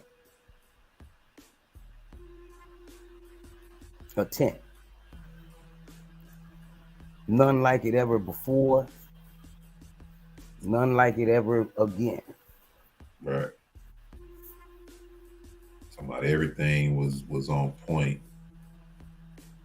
Now we see why when you read about the judgment the Most High is bringing on the nations, he said this is uh the judgment of my temple Mm. as well. Mm-hmm. They robbed the temple, but we're gonna get maybe two more chapters in. We on 28. Brother Wapner, Brother, Brother, 'Yash. She'll probably be back. But what happened to Brother Yash? She'll probably be back. But, we're gonna get maybe two more chapters in. We on 28. Brother Wapner, Brother, Yash. She'll probably be back. But, we'll probably be back. But we're gonna get two more chapters in. We're gonna stop at 30 today, but just soaking it all up. You know, a lot of this stuff is probably going over our heads a little bit as far as exactly how it's done, but we looking at uh how detailed the Most High is, how particular He is. You know, even with His free will offerings, He said, "Bring this, bring that." Even from your free will, He lets you know what He wants as a free will offering. You know, Yeah, right. Yeah, don't be bringing me any old thing. I don't even care if you think it's the best. This is what I require for whatever type of offering you're gonna bring. Everything is done in with order with the Most High, in according to how He wants it. Like again, all this goes back to just saying, listen, we can't just go ahead and do our own thing. We think we know the Most High. We like to say we know the Most High, but we don't even realize that He has a character, and He has things that He like, and he has a way to think, and He likes things done a certain way. That's what I'm trying to say. right? A certain way. You just can't do it your own way, you know. So they say now we give money because we don't do that anymore. Well, who says He wants your filthy money? Right. Right. Yep.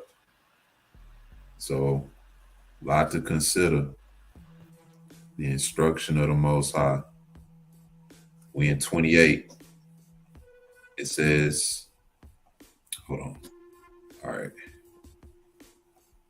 It says, "And take thou unto thee Aaron thy brother and his sons with him from among the children of Israel, that he may minister unto me in the priest's office, even Aaron and Nadab and Abihu, Eleazar, Itamar, Aaron's sons. And thou shalt make holy garments for Aaron thy brother, for the glory and for the beauty. And thou shalt speak unto all that are wise hearted, whom I have filled with the spirit of wisdom, that they may make Aaron's garments to consecrate him, that he may minister unto me in the priest's office." So even the garments that was placed on Aaron, it says, "Thou shalt speak unto all that are wise hearted, whom I have filled with the spirit of wisdom." So everybody who partook in this work, the Most High filled them with the spirit of wisdom for them to fulfill these things of the Most High. It says, "And these are the garments which they shall make: a breastplate, and an ephod, and a robe, and an embroidered coat, a mitre, and a girdle. And they shall make holy garments for Aaron thy brother and his sons, that he may minister unto me in the priest's office." So the instructions on the garments and what was required for the priest garments and how to make them. It says, "And they shall take gold and blue and purple and scarlet and fine linen, and they shall make the ephod of gold, of blue and of purple, of scarlet and fine twined linen with cunning work. It shall have the two shoulder pieces thereof joined at the two edges thereof, and so it shall be joined together. And the curious girdle of the ephod which is upon it shall be of the same, according to the work thereof, even of gold, of blue and purple and scarlet and fine twined linen. And thou shalt take two onyx stones, engrave on them the name of the children of Israel, 6 of their names on one stone, and the other 6 names of the rest on the other stone according to their birth. So 2 onyx stones with 12 tribes of Israel, 6 names on one stone, 6 on the other stone. It says, with the work of an engraver in stone, like the engravings of a signet, shalt thou engrave the 2 stones with the names of the children of Israel. Thou shalt make them to be set in ouches of gold, and thou shalt put the 2 stones upon the shoulders of the ephod for stones of memorial unto the children of Israel. These are the priests. And Aaron shall bear their names before Yahweh upon his 2 shoulders for a memorial. And thou shalt make ouches of gold, and 2 chains of pure gold at the ends. Of wreathen work shalt thou make them, and fasten the wreathen chains to the ouches. Wreathen, that's like joining rings together, right? Is that what that is? Yeah, yeah. And the ouches also is that's like a just like when you set the ring or the gem inside of a vessel. Okay.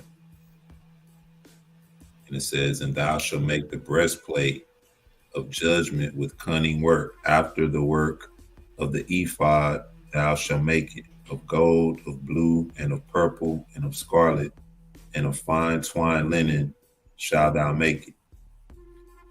4 square it shall be doubled. A span shall be the length thereof, and a span shall be the breadth thereof. Thou shalt set in it settings of stone, even 4 rows of stones.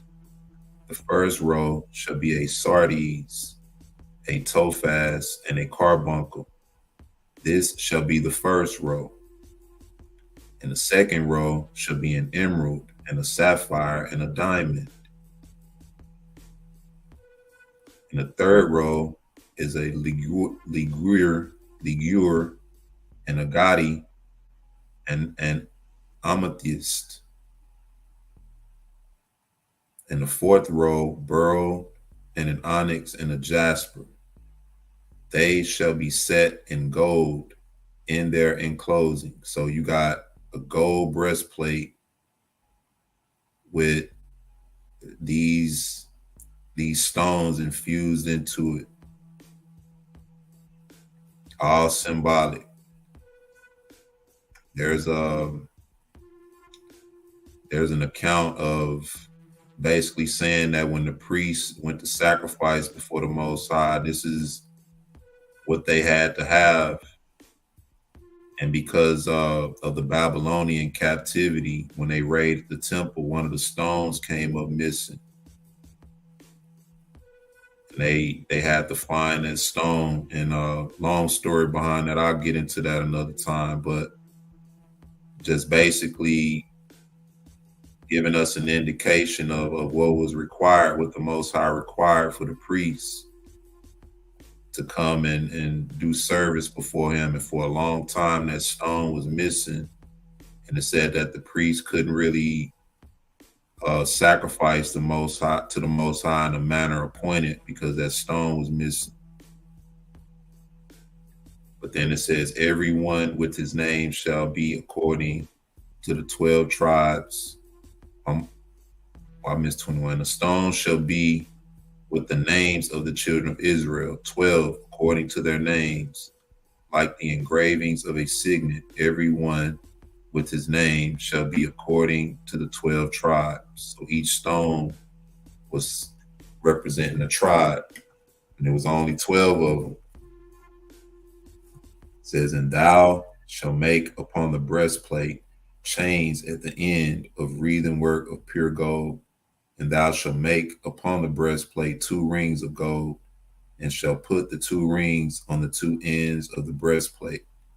And thou shalt put the 2 wreathen chains of gold in the 2 rings which are on the ends of the breastplate, and the other 2 ends of the 2 wreathen chains thou shalt fasten in the 2 ouches, and put them on the shoulder pieces of the ephod before it. And thou shalt make 2 rings of gold, and shalt put them upon the 2 ends of the breastplate, and the border thereof, which is in the side of the ephod inward. And 2 other rings of gold shalt thou make, and shalt put them on the 2 sides of the ephod underneath, toward the forepart thereof, over against the other coupling thereof, above the curious girdle of the ephod. Go ahead, bro. Man, I just got a picture. I said, whoa, hold up, man. I just got a picture, man, of just the garment. What was that? The ephod? That's the I just got a picture of that. You know what I mean? Of the just I just got a picture of it. I had to stop and tell myself, whoa, because the most flashiest person, you can't even. I just got a picture of it, man. It just stopped me for a second, man. Just imagine this thing, I would say sort of like robe that he had on it with the. I just got a picture of it, man, and it just stopped me. That's all. It just stopped me. What, I can't imagine it. if you want to talk about flashy, the Most High had the high priest in style. Yeah, that's what I'm saying. Like, I said, whoa. I mean, None. Liberace couldn't deal with that. Elton John couldn't deal with Michael Jackson. This, I said, whoa. Man. You talk about the gold chains and stuff people wear today, boy. They had the gold stitching. You know what I mean? You had the onyx with all these emeralds and jewels on the shoulder pads. Yeah. And he ain't even finished. Yeah. Every precious stone on one ephod, one breastplate. And you rocking that as the high priest. Yeah, you like a Flavor Flav clock. You know what I mean? This is your brick. Wow. You're there blinging. Wow. Something else, man. I'm still trying to imagine it. It's like, wow, all of this. No wonder Jerusalem is still resonating to this day. Man, 28, it says, and they shall bind the breastplate by the rings thereof unto the rings of the ephod with a lace of blue, that it may be above the curious girdle of the ephod, and that the breastplate be not loosed from the ephod. So they had to tie it together. The breastplate was on the front, so they had to have it put on there so it wouldn't be loose from it. It says, and Aaron shall bear the names of the children of Israel in the breastplate of judgment upon his heart, when he goeth in unto the holy place for a memorial before Yahuwah continually. So this is what Aaron had to wear when he went before the holy place. And it says, and thou shalt put in the breastplate of judgment the Urim and the Thummim, and they shall be upon Aaron's heart when he goeth in before Yahuwah. And Aaron shall bear the judgment of the children of Israel upon his heart before Yahuwah continually. Sounds symbolic, right?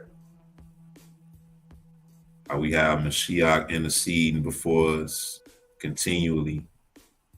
It says, he shall bear the judgment of the children of Israel upon his heart before Yahuwah continually. And thou shalt make the robe of the ephod all of blue. So you got the robe, you got the ephod and the breastplate, all blue robe. And there shall be an hole in the top of it, in the midst thereof. It shall have a binding of woven work round about the whole of it, as it were the whole of a habergeon, that it be not rent. So it's like a harness or some. What is that? Let me look at that up real quick. Yeah, I'm trying to see it real quick. Because I thought a habergeon was kind of a weapon. Is it? Hold on. What verse was that? That's 32. 32. Yeah, I picked that up. 37. Habergeon. A habergeon. Okay, this said Takara. In the original sense, a linen corset as white or hollow. Hold on. Let me go get it, break it all the way down so I can get an idea. Core. It Probably says, means, okay, board. White linen. And there should be in the hole in the top and the midst of this should have the binding of a woven work round about the whole of it, as it were the whole of. See, because their translation don't even make sense. As it were the whole of a habergeon. See, you got to understand, they didn't even understand all this. So even when they was trying to translate it, if they didn't understand, because which goes to prove that Hebrew was an African language, which go not a European Germanic language, because a habergeon, you know what I mean? And I yeah. know that as a weapon, but anyway, as it were the whole. Wait, hold on. Let me look at the whole first. That definition to get the thing, the peh, the mouth as the means of a blow, and wherever they, you know what? Okay, and there should be a hole in the top of it, in the midst of it. There should be about the hole. Is it where the hole? Okay, you know what I'm thinking? Because okay, it says it's the mouth. The hole came from the Hebrew word peh, meaning mouth, as in the means of blowing. So if you go there and then you go back to habergeon, it may have been some type of a horned instrument, like a trumpet or something. Well, it looked like on here that it's some type of covering, like on the image I got up here. Yeah, I see that. But let me see Okay, you something can go to that one. You see where the brother with the collar? right here. Yeah, right there. Maybe the collar. But like I say, basically, okay, if you get the picture in your mind of a trumpet, and I'm just using my ruach imagination because they said blowing, so you blow through a horn, or you blow through a trumpet, or you blow through some kind of a tube. If you blew through a tube to make a glass, you know what I mean, it'll be a small hole, but it's going to eventually come a big open. But basically it was probably where the head came up, but flared out like the collar of a like the edge of a trumpet. Let me see if it give me something else. I don't know. Think of like a mock neck, or that flared. Yeah. Well, that's what I would think of it as, because it's something you blow through. That's what, or I just tied the two together, because their definition of habergeon was takara, a linen corset as white or hollow, and kara is to glow up or glow warm, figuratively, usually the blaze up of anger, zeal, jealousy, be angry, burn, displeased. Core, probably meaning the bore or the crevice of a serpent, the cell of a prison, a hole. Cur, or core again, white linen. So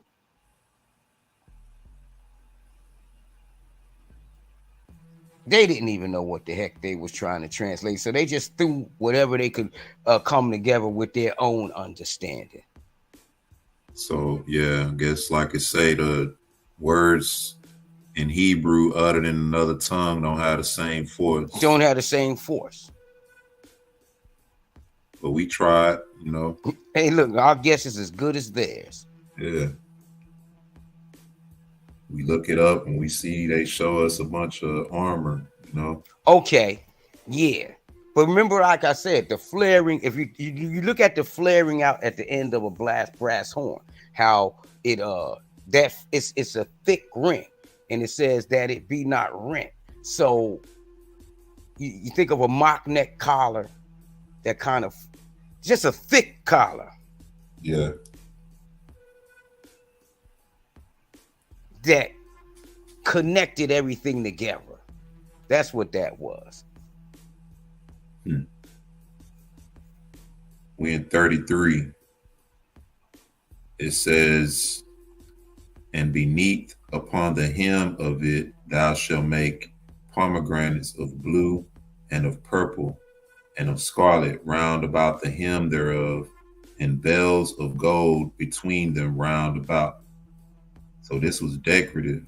It says, and a golden bell and a pomegranate, golden bell and a pomegranate upon the hem of the robe round about. So upon the hem of the robe, you're supposed to put decorative pomegranates and bells. It's like a pattern, right?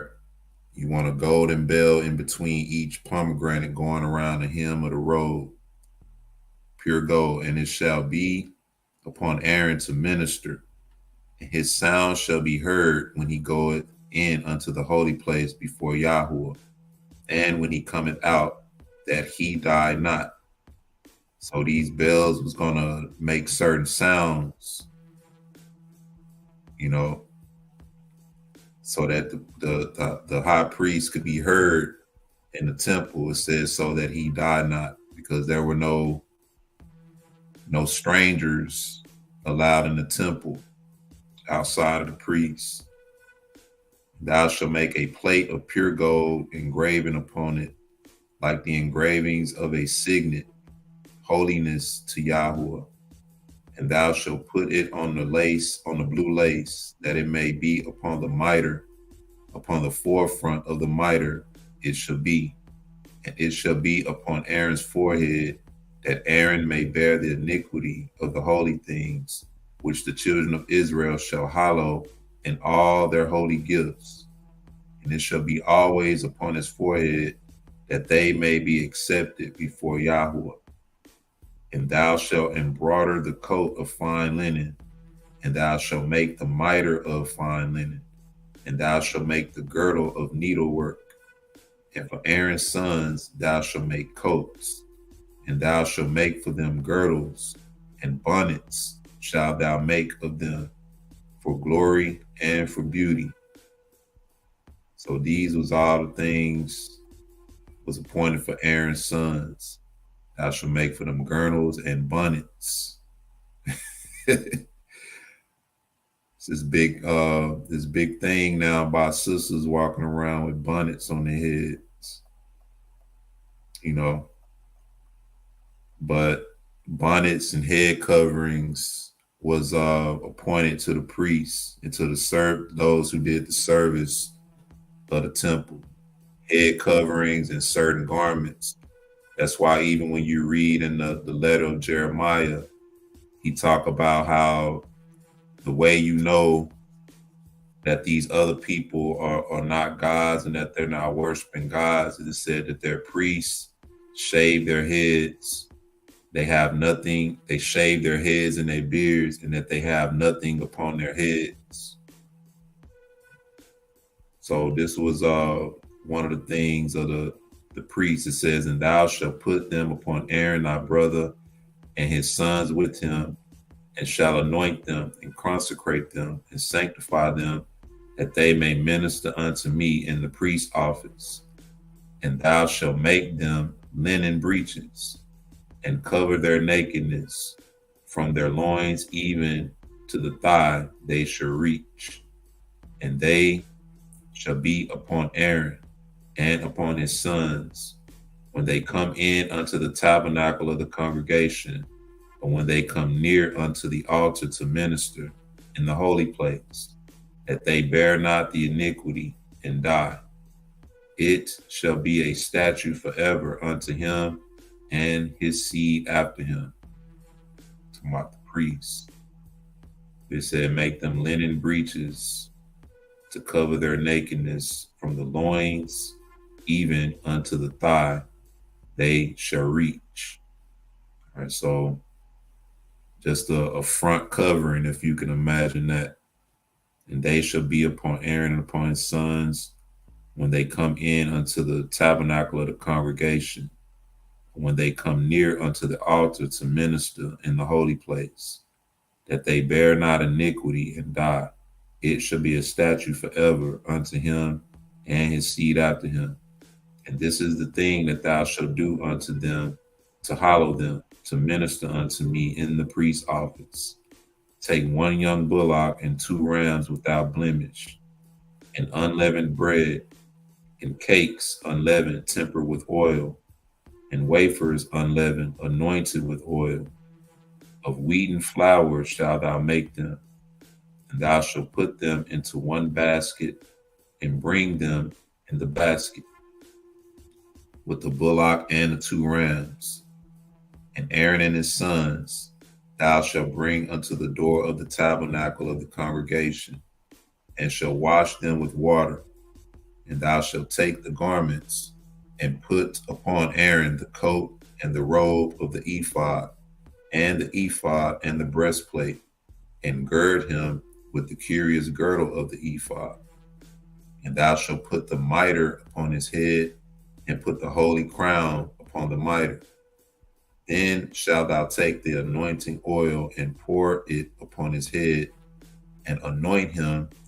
And thou shalt bring his sons and put coats upon them, and thou shalt gird them with girdles, Aaron and his sons, and put the bonnets on them. And the priest's office shall be theirs for a perpetual statute. And thou shalt consecrate Aaron and his sons for a perpetual statute. Romans 9 says that one of the things that belongs to Israel is the service of the Most High, the service of Elohim. It says, and thou shalt consecrate Aaron and his sons, and thou shalt cause a bullock to be brought before the tabernacle of the congregation, and Aaron and his sons shall put their hands upon the head of the bullock, and thou shalt kill the bullock before Yahuwah by the door of the tabernacle of the congregation. And thou shalt take of the blood of the bullock, and put it upon the horns of the altar with thy finger, and pour all the blood beside the bottom of the altar. And thou shalt take all the fat that covereth the inwards, and the caul that is above the liver, and the 2 kidneys, and the fat that is upon them, and burn them upon the altar. But the flesh of the bullock and his skin and his dung thou shalt burn with fire without the camp. It is a sin offering. Thou shalt also take 1 ram, and Aaron and his sons shall put their hands upon the head of the ram, and thou shalt slay the ram, and thou shalt take his blood and sprinkle it round about upon the altar.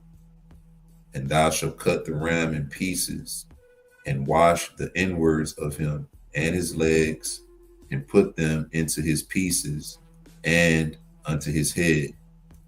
And thou shalt burn the whole ram upon the altar. It is a burnt offering unto Yahuwah. It is a sweet savor, an offering made by fire unto Yahuwah. Thou shalt take the other ram, and Aaron and his sons shall put their hands upon the head of the ram.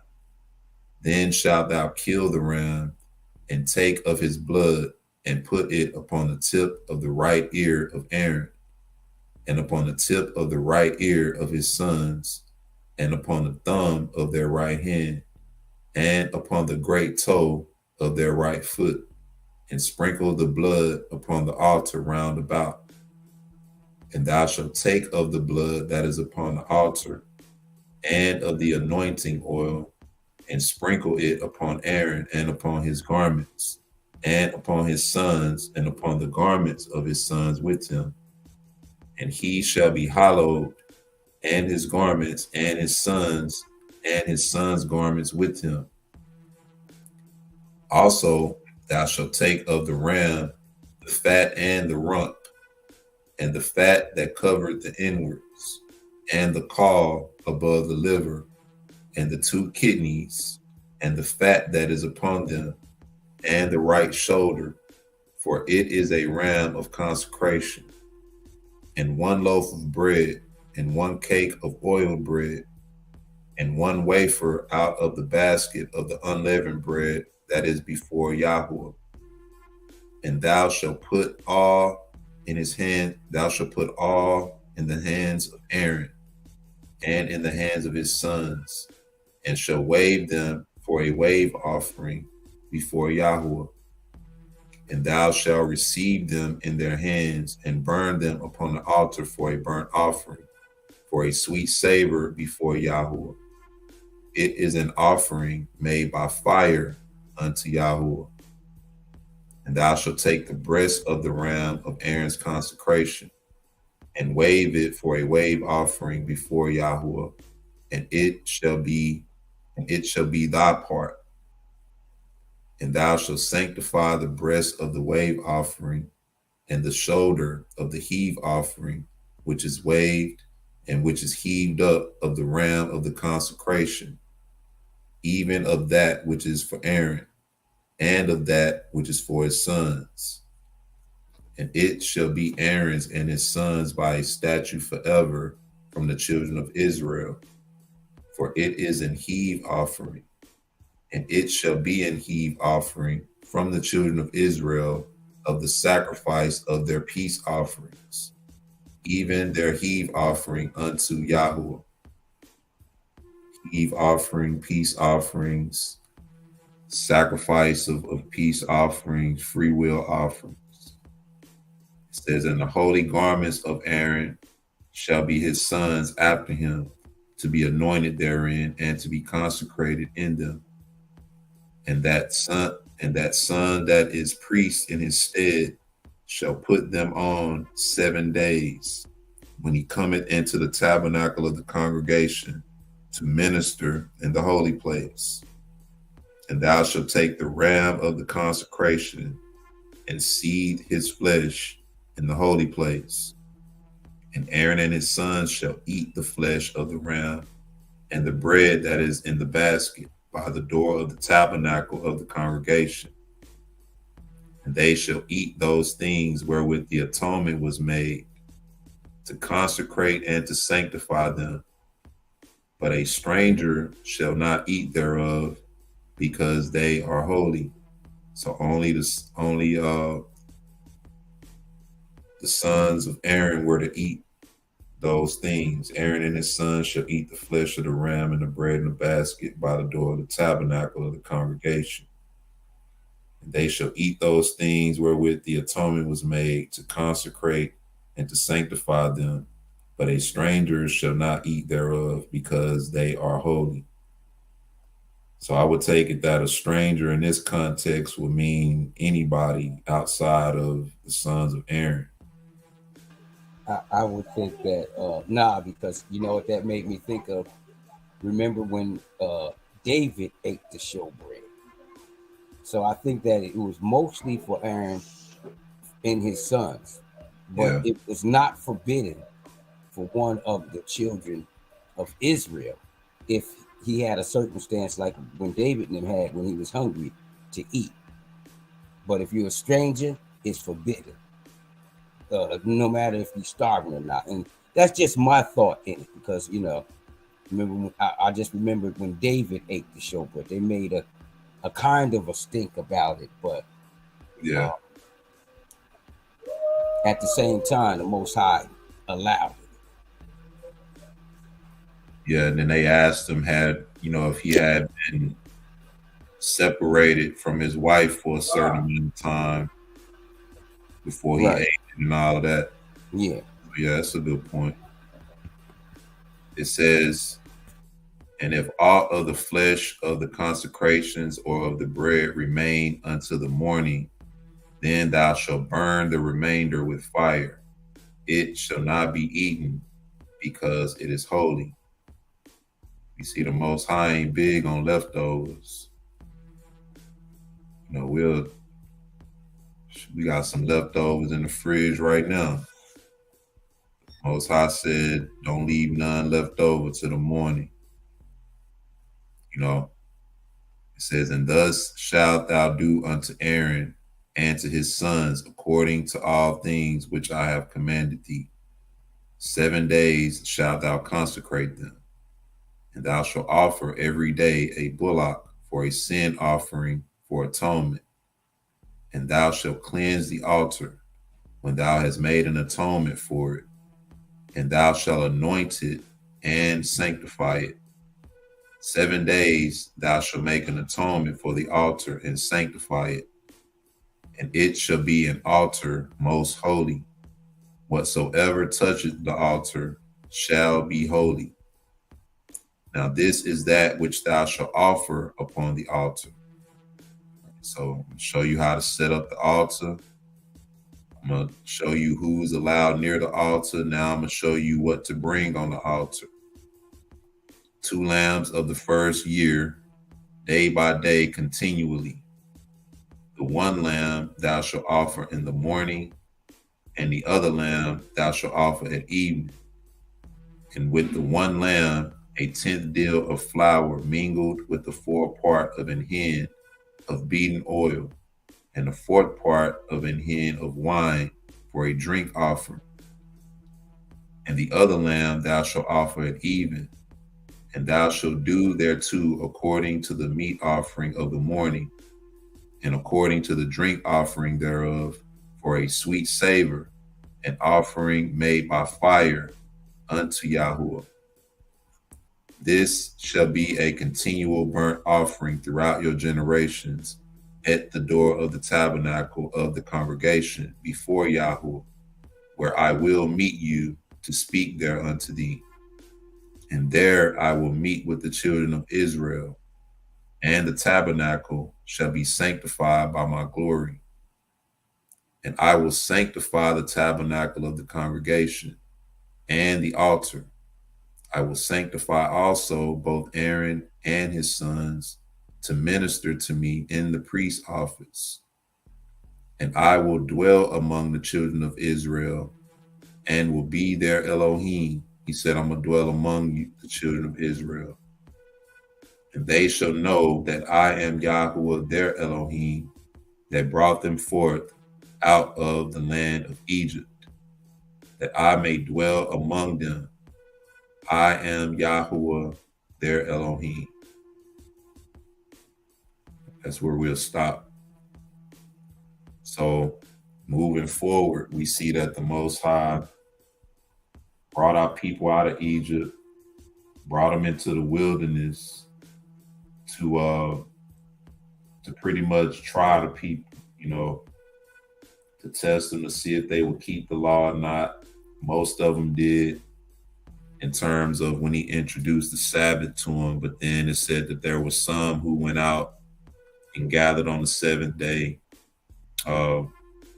Nothing happened at that particular time, because once again, the Most High is just, trying them and testing them, instructing them.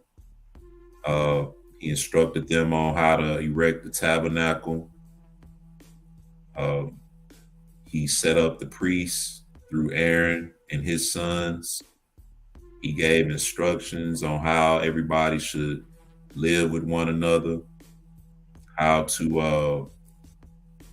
judge the people based on everyday circumstances, life circumstances, people stealing, killing, committing fornication. He dealt with those things. He said if a man sees a woman and entices her, then you are to endow her to be your wife. And if the father don't want to give her up to you, then you have to pay a certain amount based on the price of virgins. So a lot of things happen in between chapters 20 and where we are now, chapter 30. We're going to continue on later. I think it's 40 chapters in Exodus. But remember, all of this is in light of what we're hoping for in terms of our deliverance, the Most High bringing us out. And we're just recalling the history. We know that this time the Most High said he's going to circumcise our hearts. But he also said he's going to purge out the rebels among us. We had some rebels then, and we have some now. We saw how the people murmured against Moses once certain situations arise. Instead of turning to the Most High and crying out to the Most High, whom they saw deliver them out of Egypt. So we'll stop right there and then pick it back up in the last segment. The next segment will be the last one for the Book of Exodus. But what you think, bro? I also want to talk a little bit about this current Kanye situation. I don't know if you caught anything on that or seen anything on that, but what you think so far? Well, I'll deal with Kanye first. As far as him, I just believe that the Most High used him to bring light to the situation as far as dealing with our real relationship in the Jews, or the secret relationship between blacks and Jews. And I believe that's as far as he used him. I always thought that he was a cuckoo case. And that situation, he used that to draw attention to which it spearheaded into the Kyrie situation. And he drew that, and he used that to draw light actually to the reality of how they were really censoring and okay, eat the thing. Yes, that's what I use. I believe he used Kanye just to bring to spearhead it into the Kyrie situation, which brought light on to Hebrews to Negroes, which he and then used to enlighten the whole world. And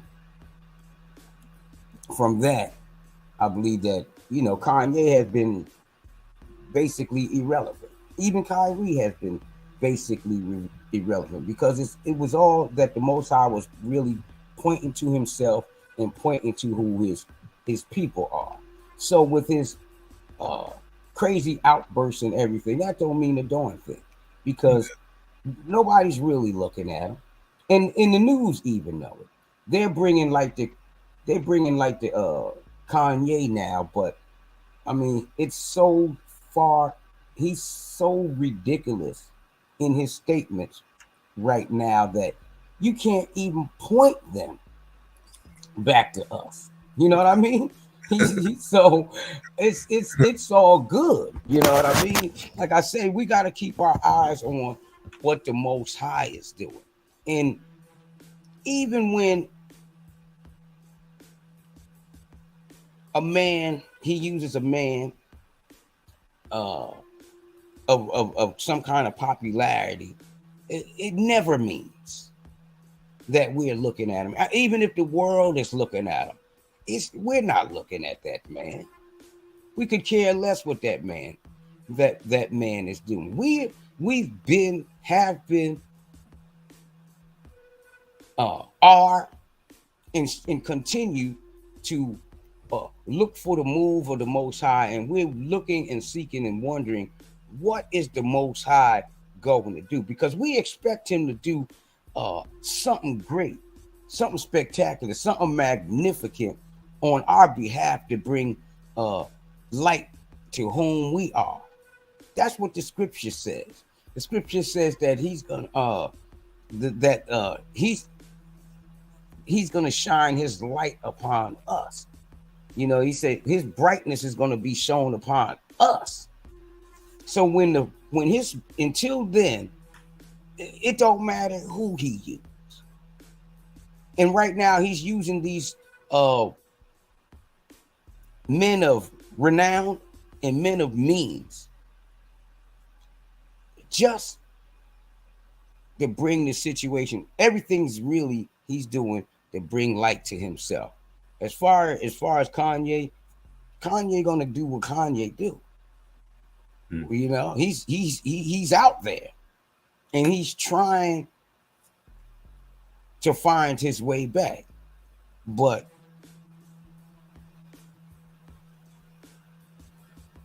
he has nothing to do with the awakening no more. Just like he used IUIC to go ahead and march down. That was it. That was it. It didn't mean he was spearheading them to go out and start and they do that, and I commend the brothers, you know, that they've been pushing this word for a while, the truth of who we are. That's as far as I'll take it in the law, statutes, and commandments. But when they translated the Bible, the name of Yahweh was in there over 7,000 times. They took his name literally out and replaced it with Lord or Baal. So, and those who supposedly call themselves the chosen people, they don't even use his name. They say Hashem. They say the name is not to be spoken, only in certain instances. But we know that the name of Yah is our strong power. It says the righteous run to it and they are saved. We run into the name of the Most High. And we declaring his name to the world. And what we are about to see and what he did in the book of Exodus, through our first Genesis, he brung, what is that? He made known his name throughout the world. That's why we was called Yasharallah. Because when we came, they said the princes of the power of the Most High are here. And when we showed up on the scene, he showed up with us. He said from that time on, the Most High dwelt with the children of Israel.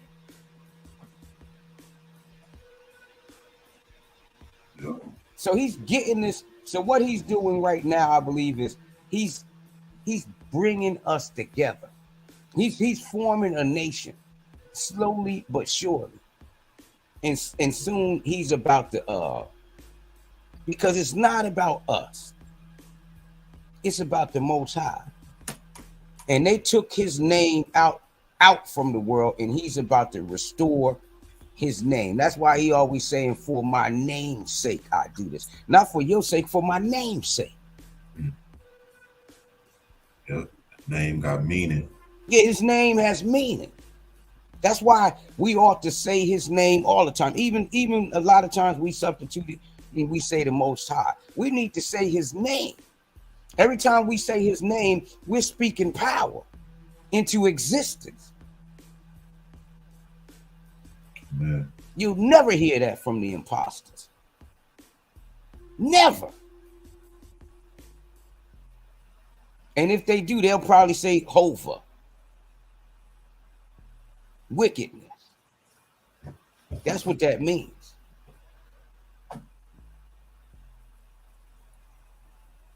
You know, if you go back and look at when this thing first started happening with Kanye, the one of the first videos we did on this platform, I made it clear that I'm not necessarily in support of the brothers per se, Kanye and Kyrie. However, I am in support of the stance or the things that they're, representing in terms of who the ish people are and who we are, you know. And that's what I stand firm on. I always felt like, as far as Kanye West goes, he's trying to uh Get his soul back. yeah, because you gotta, to make it to that level in that industry, there are certain things you have to do, you know. And he's That's doing. that's Mm-hmm. point blank. If you don't do certain things, you won't make it to that pinnacle, you know, having deals with certain designers. And if you do the research on a lot of these designers, you will see that a lot of these designers are abominable. You know, Mm-hmm. most of them are LGBT.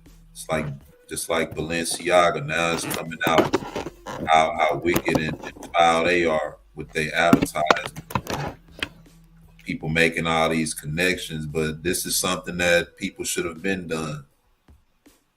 This is the reason why I started sort of designing my own uh clothing, my own brand, so to speak, is because when I looked at all these other brands, most of them have made it clear that they don't care for black people wearing their products anyway, but yet our people still go buying. Then when you look at a lot of these designers, a lot of these fashion designers are queers, man. How many how many brothers in the chat right now? We don't have a whole lot of people, but we got enough for me to ask this question. Or how many people, or even you, brother Yash, if if if a gay person was to walk up to you, a gay dude was to walk up to you and tell you that he designed a shirt, right? Would you wear it if he gave it to you? Nah, probably Knowing not. knowing that, No, no, because I wouldn't want to represent, you know, as much as I like my colors and all this stuff.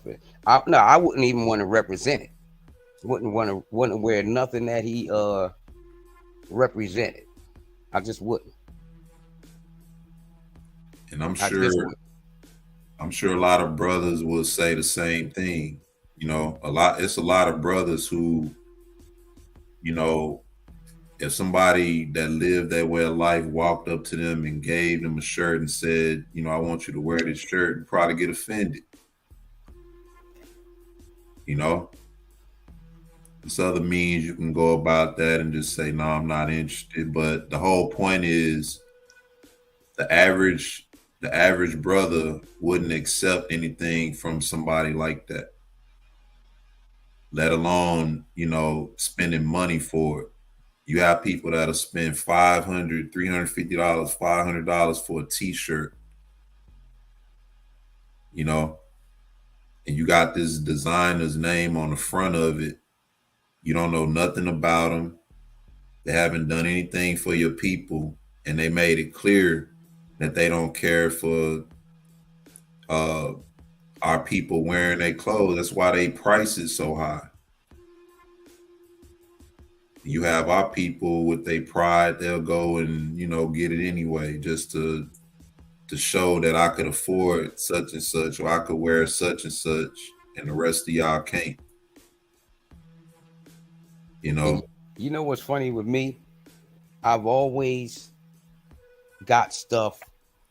I never tried to get designer stuff. I never liked designer stuff. I always tried to get stuff of unknown people, stuff that was real nice, because I wanted to wear stuff that no other people used to wear. I just never wanted. I never ever wanted to follow the crowd, and I Yeah. always thought their junk was overrated garbage.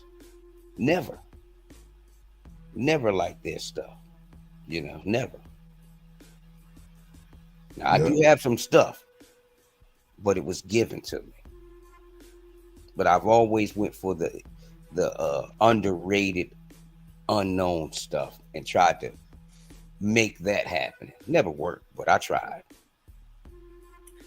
Well, I mean, it's just a mindset, like once again, you know, a lot of people who go to these high end brands, they do it for the same reason because they know that most of our people can't really get those things. You know, average Negro can't spend $500 on a T-shirt, and even if you could, in a lot of cases, you still wouldn't do it. You know, but not to make this about that. I'm saying all that to say that Kanye West was in bed with a lot of these companies, a lot of these designers, and now he let a little bit of truth out. They drop him, and now he want to make those clothes cheaper. You know, the same brands. Now he want to make them cheaper, but it's the same brands, Mm-hmm. same spirit behind the brand. Mm. Now one of the companies is being exposed for how wicked they are. And like I said, this is stuff our people could have done a long time ago just by clicking a button, and getting to the bottom of it. It's been there the whole time. I've been knowing this about these fashion designers. Mm-hmm. I've been saying since I made my own brand, I've said that you'll never see me again with another person's name on my chest. I encourage brothers and sisters to do the same for yourself. You can look just as stupid or just as good with your own name on your chest. Mm-hmm. However you want to twist it. And that's what I decided. At least to the best of our ability as far as manufacturing go and all that. We don't control all that. But we gotta have clothes, you can wear something plain or support somebody like Brother Yash say, some of the unknowns. But this is stuff that Kanye is connected to. And so I always said he trying to win his soul back and to just watch and pay attention. You know what I mean? Pay attention to see how the Most High is using this, even the Kyrie situation. We talked about the different waves of the awakening happening. Some of us came in a while back, some a little later, but we see these waves are happening more frequently. I came into this thing back in 2000, 2001, and I've seen all of these waves happening, different people coming in at different times. So the Most High is definitely in control. But one thing I want to do, I know we've been on here for a while.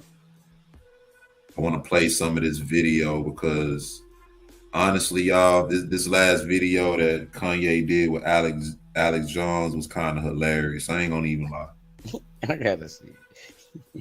It was funny to me. I'm not gonna even lie because somebody in the chat say he seemed like he back on his meds, and that could be, but dude was really tripping up there. Let me hold on. It is. I don't think he don't know how to bring out the truth. It's probably what it is. He just don't know how to go about it. You need to just shut up and let the Most High finish.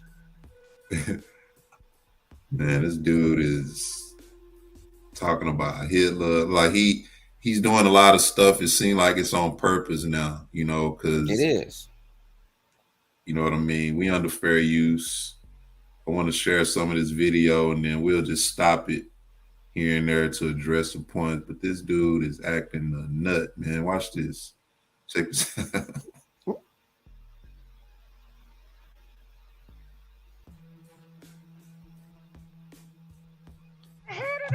out. I'm gonna kill you and take your children. Every human being has something of value that they brought to the table, especially Hitler. This is the future president you're talking to right now. I love Jewish people, but I also love Nazis. Germans had a really cool leader at one time. Love you, love you, love you. There's a lot of things that I love about Hitler. Well, I think Hitler did target and kill some people. So I think I think Obama killed Palestinians. This is a new look for you. Oh no, I've been wearing a mask for a while. Yeah. Hey guys, could you not talk in the back? I'm like really hypersensitive to sound. If you guys want to talk, just go in the other room, please. Shut. He's a nut, man. Look at him, looking like Racer X on Speed Racer. Man, somebody said, somebody in the chat say, was that even him? Oh yeah. Think about it. You know, that's a good idea. That's a good one. Say, was that even him up there? But this dude was really tripping, man. The part where he had that net up. You didn't see this? Nah. Man, dude was tripping big time. We're gonna play some more, man. This is about a 9-minute video. We can get through it, but dude is bugging hard. Into the Spideyverse. Look like that Black Spider-Man. That's the new style now. Now remember, that's the same Balenciaga design that Kim Kardashian was wearing. These masks, you know what I mean? That's one of their designs, but check it out. Shut the hell up. You know what I'm saying? At the end of the day, shut up. Shut up. I'm throwing the tablets right now. Shut up. Instagram is about prostitution. So everyone shut up. No one cares. Shut up. No one cares. Jesus is king. Shut up. It's done. Everybody shut up. Everybody shut up. Go home to your scared little Benz and your scared little townhome and your scared little movie contracts and shut up. Don't talk to me about nothing, bro. What do you think? There's one place in the Bible where it says God sees sin differently, and there's another place where it says, let me get out my phone. I can like really pull up the exact thing it says in the Bible. Like you said, you don't. Now look, I gotta pull out my phone sometimes too when I'm looking for certain verses, but he just quoting stuff now, you know. I'm wondering if it's him now, because he got gloves on. I'm wondering. I didn't think about that though. That was Sister Carolyn who said, she said, I don't think it's I'm wondering. Whoever this dude is up there acting a nut, man. Yeah, that's nut. But he ain't coming on saying it's not me. But I'm wondering. That's crazy. Like he talking about Hitler, you know, knowing who that's gonna provoke. You know? But he want to provoke them. Yeah. He got a death wish and don't even realize he's irrelevant. Well, they'll use him to show how idiotic he is, but they just don't understand that he don't reflect us. Man. He said, let me pull out my phone. He got the Bible with him. Right there. He don't know how to bring out the truth. But once again, you know, every now and again, I got to pull mine out too if I'm looking for something exactly, you know what I mean? But this dude say it says in the Bible, God sees sin different. You know, I'm hoping maybe that's talking about the sin not unto death. Maybe that's the only thing he can pull out I could think of. Yeah, maybe referring to that. Let's get some more. We under fair use still. No, I agree with what you just said. Let me stop you because Dave Chappelle. Alex, go ahead. Let me channel. All right, go ahead. Channel. If I say, now I forgot what I had to say. Let me meditate. Let me get into a place. I'm sorry. Go ahead. Love you, brother. Jesus is king. I love Hitler. Anybody who looks at pornography is a form of a pedophile also. God does view sin differently, and that he proscribed a different punishment. But hey, guess what, Elon? I got a Twitter, and today I'm gonna have Nick and Alex tweet from my account. You like that, Ari Emanuel?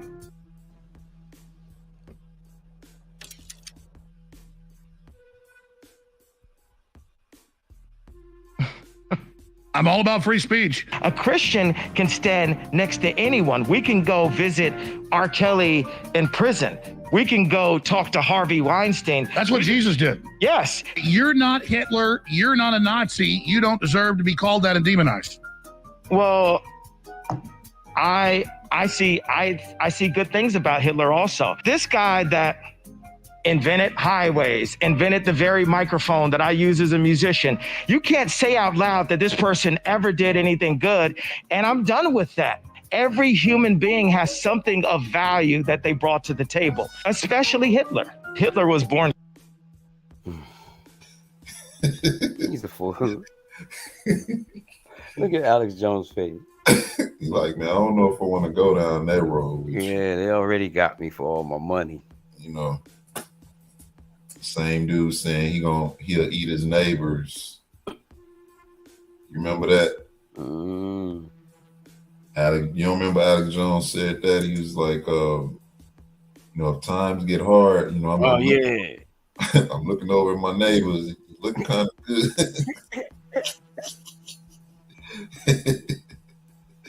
I said, man, this dude's out of there, man. But hey, he wanted to step out there, so now, you know, they give him a partner he can step out there with. Now he want to step back, you know. He said everybody got something good to bring to the table, especially Hitler. Man, hold on. And Christian. And the Nazis, in my view, were thugs that shook people down, did a lot of really bad things. But they did good things too. We're going to stop dissing the Nazis all the time. The Jewish media has made us feel like the Nazis and Hitler have never offered anything of value to the world. Also, it's like there's Jewish people that are basically hiding me under their floorboards right now, under their wooden floors. It's like a reverse version of the Holocaust. George Soros can come to Christ. It is a possibility that he can convert and come to Christ. See, now I heard a lot of people saying, you know, I question whether I should have supported Kanye or not, and I see why when I seen this, you know. But once again, it wasn't about supporting Kanye; it's about standing for the truth. You know, this is the Most High's awakening. You know, Kanye helped to expose some things. You know what I mean? He helped to expose a lot. And it's up to us to pick up on those things. Go ahead, bro. And that's why they're using him. That's why they're showing his idiotic side, so that you won't. I mean, and that's why he needs to sit his butt down, because now his idiotic sign is coming out so much. People probably won't want to be looking for. But I'm gonna put it this though. But if the Most High is tugging it on your heart, then you're going to find out these things anyway, and even more. And even more.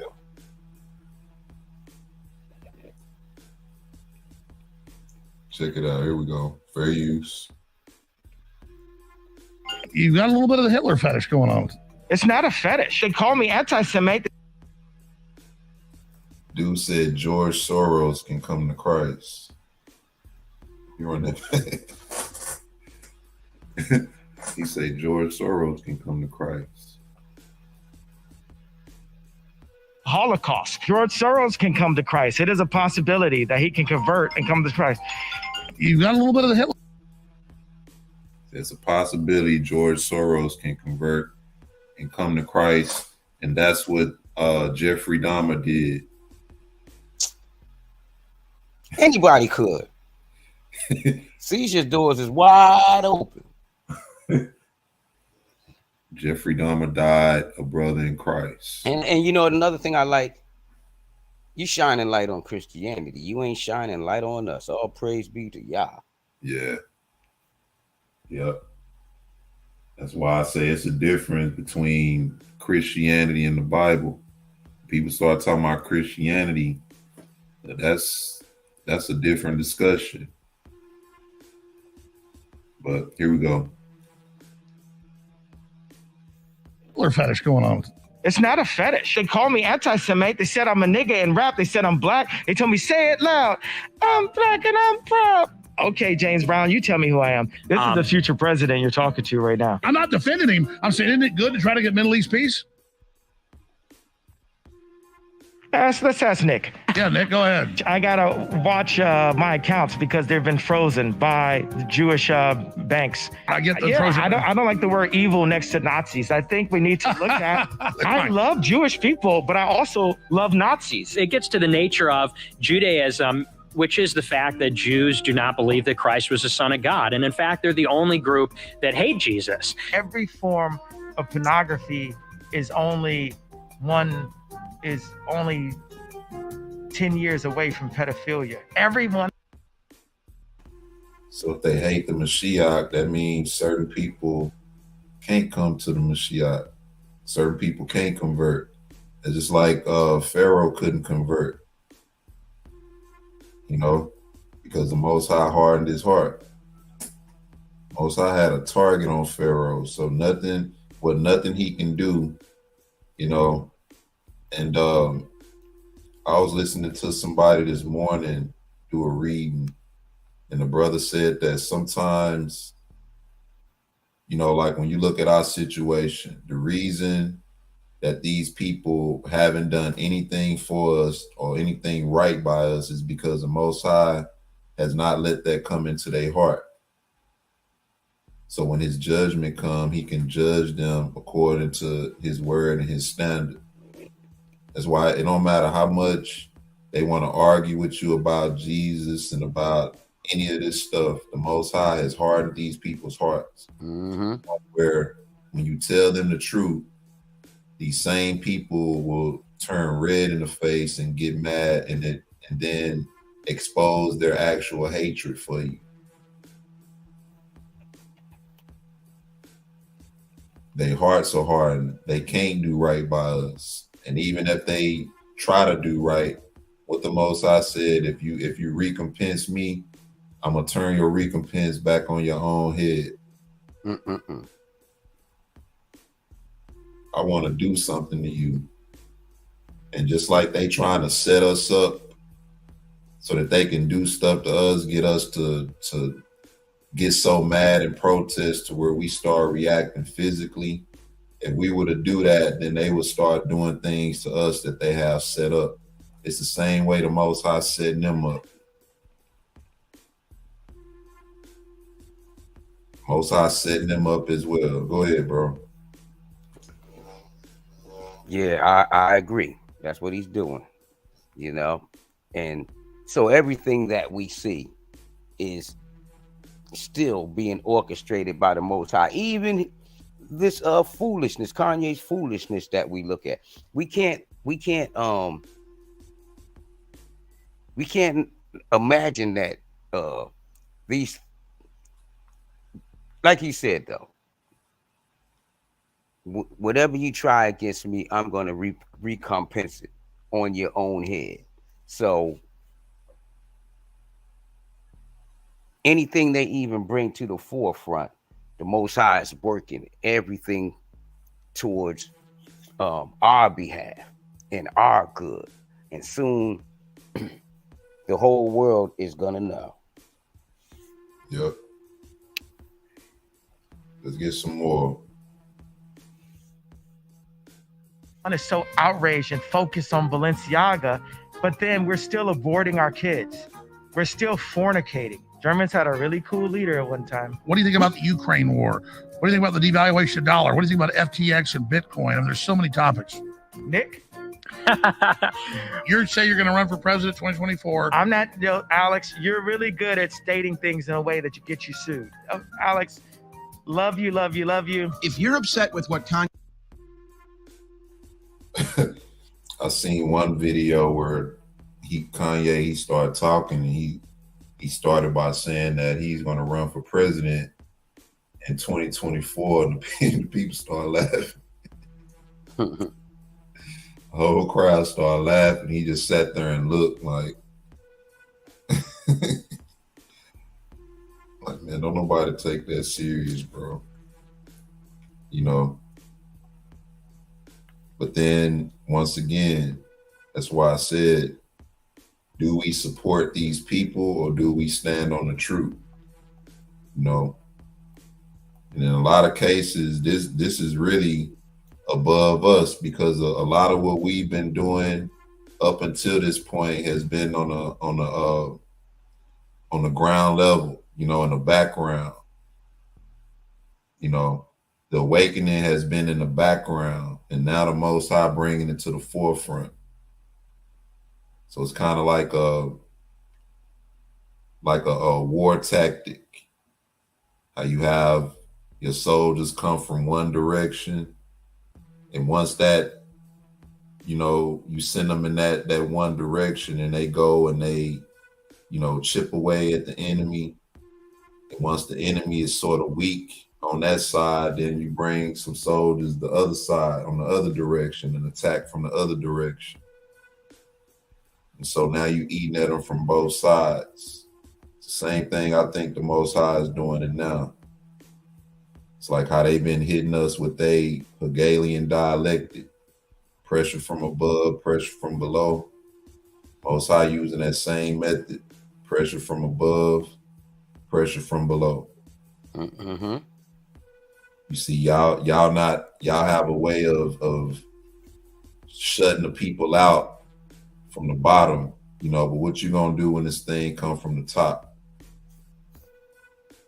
You know, because, you know, what's been happening on the ground level has been pretty much the foundation he's been using. So now you got more people questioning now, considering it now. You're going to have another wave in this awakening too. Mm-hmm. It ain't over. It's going to happen again. Most High said the whole world going to acknowledge who we are. And so he making it happen. Mm-hmm. Play some more. You want to add something? Nah. Go ahead. Play some more. All right. Kanye West has said today. It's Let me yay, remind sir. you that Kanye I changed West, it, yay. excuse me, yay. Let me correct that. Yay. I do love Hitler. I do love the Zionists. I love everyone. The Zionists cannot tell me who I can love and not love. People need to take that for what it is. I wouldn't call you autistic. You have a savantish thing about you. And I think that's a positive, not a negative. Nick, you want to say anything? I hope you take that for Everyone. Correct that. Yay. I do love Hitler. I do love the Zionists. I love everyone. The Zionists cannot tell me who I can love and not love. people need to take. Tell you what, man. A lot of our people have that mentality, and like I said, I don't know the means behind why he's saying that, but if God don't love everybody, it don't do us no good to say we love everybody. You can't do nothing no greater than God. But see, that's the mentality that Christianity has forced upon our people. See, white people get it, but see, our people don't. You know what I mean? And the problem is that and the reason why our people don't get it is because the Most High is ours. That's the only reason why we get it, or we perceive it like that, because we were supposed to have love amongst us as brethren, and at one time we did. That's why. And because we were separated from everyone else, everyone was our brethren, and everyone was our neighbor. Yeah. That's what our issue is. They'll never get it because everything was always on face value with them. They always had their eye on their neighbor, how they could steal from their neighbor to feed their own bellies. That's what that is. Yeah. I think before I said we're gonna do Jasher next, but after we finish the reading of Exodus, there's a video I want to do. My wife brought this thing to my attention yesterday, where people talking about the Black Hebrew Israelites and how the Black Hebrew Israelites teach hate doctrine and God is for everybody and all these different types of things. But I want to deal with that and compare those things to what the Bible actually says. My wife listening in, I think she saved the video. I think it was a post. But if you're listening, babe, save that post if you haven't already. You know, because that's something I'm gonna want to touch after we finish this book of Exodus. But you know, I love everybody. God loves everybody. That's something we gotta address and deal with according to the Bible, man. Because you know, particularly dealing with our people, we need to understand that the other people are gonna realize that, but we need to be understanding that now. You know what I mean? We need to be understanding now who the word of the Most High is for, who are the only people that the Most High said out of his own mouth that he loved, according to the scripture. We need to understand that. And while we're understanding that, the other nations are going to realize that in the appointed time, at the appointed time. And it's going to be to their shock, and some is going to be to their detriment. Mm-hmm. You know, some people gonna accept it, you know, especially if they want to be spared. And all this is written. But in any case, we're gonna deal with that. But let's grab some more, man, because this dude gonna trip you out, man. He's crazy. Check this out. Take that for what it is. I wouldn't call you autistic. You have a savantish thing about you. And I think that's a positive, not a negative. Nick, you want to say anything? I hope. No. We're gonna pray. No hoping. We pray. I pray Elon is for real. No, pray to God, not to Elon. I pray to Jesus Christ. What else do you want to tweet out to folks? Because everything right now is going super, mega, total viral. What is your message to Trump right now? What's your message to DeSantis right now? I don't know who DeSantis is. I never heard of the guy. There's a lot of good Nazis that were just fighting for their country. For them all to get put in a box. They're all in a box. Every Nazi's bad. Well, could some of the Nazis have just been fighting for their country? We can't put them all in a box. I don't think Hitler was a good guy. I get the Hugo Boss uniforms, amazing. But I mean, just because you're in love with the design, you're a designer. Can we just kind of say like you like the uniforms, but that's about it? There's a lot of things that I love about Hitler. Mm-hmm. A lot of things. Actually, all the Jews in my life overall were very nice people. That's all I'm saying. I'm actually tired of hearing about the Jews. Like, I love them. Honestly, I don't even care that much, you know. But we spent the last 2 hours talking about them. Because it's fun. It's fun. I don't really care that much about Hitler. I love him. No, he seems like a cool guy. You know, it's like it's like he had a really cool outfit and stuff, and he was a really good architect. And he didn't kill 6 million Jews. That's just like factually incorrect. Well, I think Hitler did target. I don't know if that's him. I don't know if that's him. It might be, but I really don't know. Yeah, a couple of other people saying that too. Yeah, I really don't, because he's that's overdoing it. You know, that's overdoing it. And we know that he's he nuttier than a fruitcake. But that's still That's overdoing it.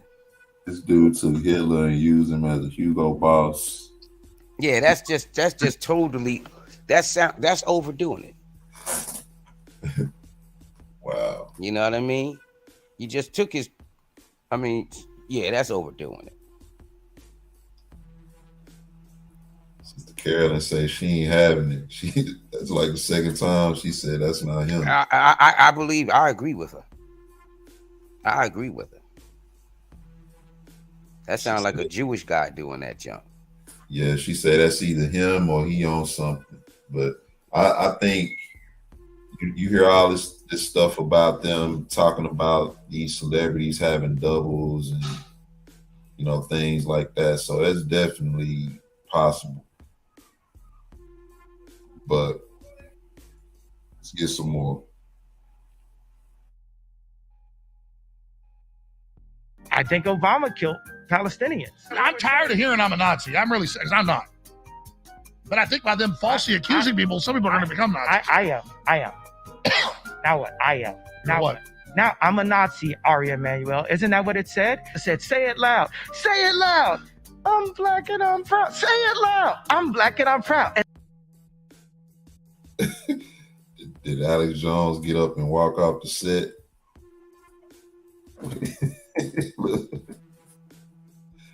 Look, did he get up and walk off? Check this out. Yeah. Now what? Now I'm a Nazi, Ari Emanuel. Isn't that what it said? It said, say it loud. Say it loud. I'm black and I'm proud. Say it loud. I'm black and I'm proud. And then crack came. Stop the trafficking. Instagram is sex trafficking. And I'm probably the lowest IQ here of anyone speaking. Oh, Dick. Adam, sorry. I didn't mean to say that. Alex, what we did is we brought Netanyahu with us. I mean, I'm in the twilight zone right now. Netanyahu, what do you have to say? It was bad. It was bad for Trump to meet with Nick and Yate. Okay. I had no idea your voice is going to sound like that, Netanyahu. In case this the last time you ever hear from me. Do you guys really?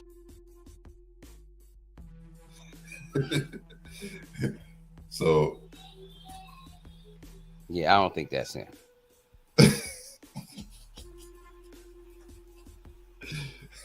He said we got Netanyahu, got a fish tank there. Yeah, that's that kind of comedy that that's that bad comedy that some of these Edomites be doing. That's bad Edomite comedy, if you ask me. I mean, if he didn't have the gloves on, maybe you'd get me. So I can see, at least let me see some black hands. Look, that's that Vocab Malone comedy. Yeah, for real. Y'all seen those skits he did? Mm-hmm. Lost camera action. I'll show that another time. But he did some skits dealing with the Black Hebrew Israelites. But I thought, man, this was funny when I seen it. I ain't gonna front. That's because it's they using some kind of comedian, if you ask me, I think. He said we brought Netanyahu with us. That was crazy. And we know he is crazy, but that was nuts. That's just some over the top poor comedy, if you ask me. I think. He said we got Netanyahu with us. I didn't know your voice was gonna sound like that. Hold on, man. He ain't done. He not done. You got a kick out of it. Speedy say that was bad fun. It was one of them, them corny jokes, but it's still like, it's still funny, but it's corny. And I guess the timing is sort of what got me, man, because it's like, wow, either this dude asking for it or he asking for it. One or two, But Hold on, you're not done yet. We under fair use still. Fair use. Here we go. Realize that the British government created Hitler. This is the voice of Netanyahu. I'm leaving for now until it's another meeting, and then I'm gonna say something. The real Nick, change I got we a need. question. If I say something that's provocative towards the Mossad, is that misogynistic? Hold on, let's hear from Net. Hey, I'm the head of the Mossad. I'm gonna kill Assad. The real Nick, change I got we a need. question. If I say something that's provocative towards the Mossad, is that misogynistic? Hold on, let's hear from Net. Hey. I don't know. That one right there sound like a Kanye rap lyric.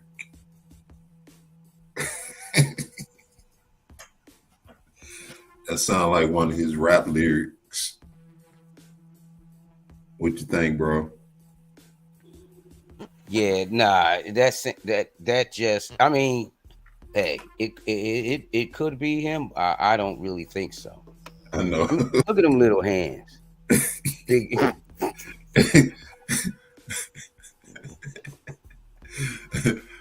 Man, I don't think so. say you don't think it's Kanye. Mm-mm. And at the end of the day, even if it was, so what? He said, You know, he said, if I say something bad against the Mossad, is that misogynistic? that's what I'm. When he did that corny joke, that was enough for me. Nah, that's some kind of comedian.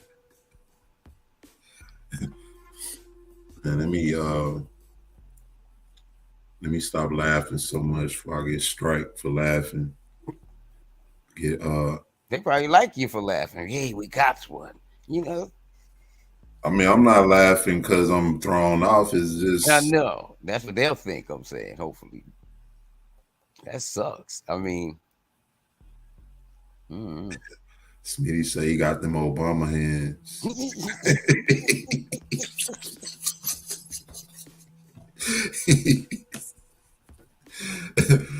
Man. neck hands, and everything covered. yeah, that's what I'm saying. Everything covered.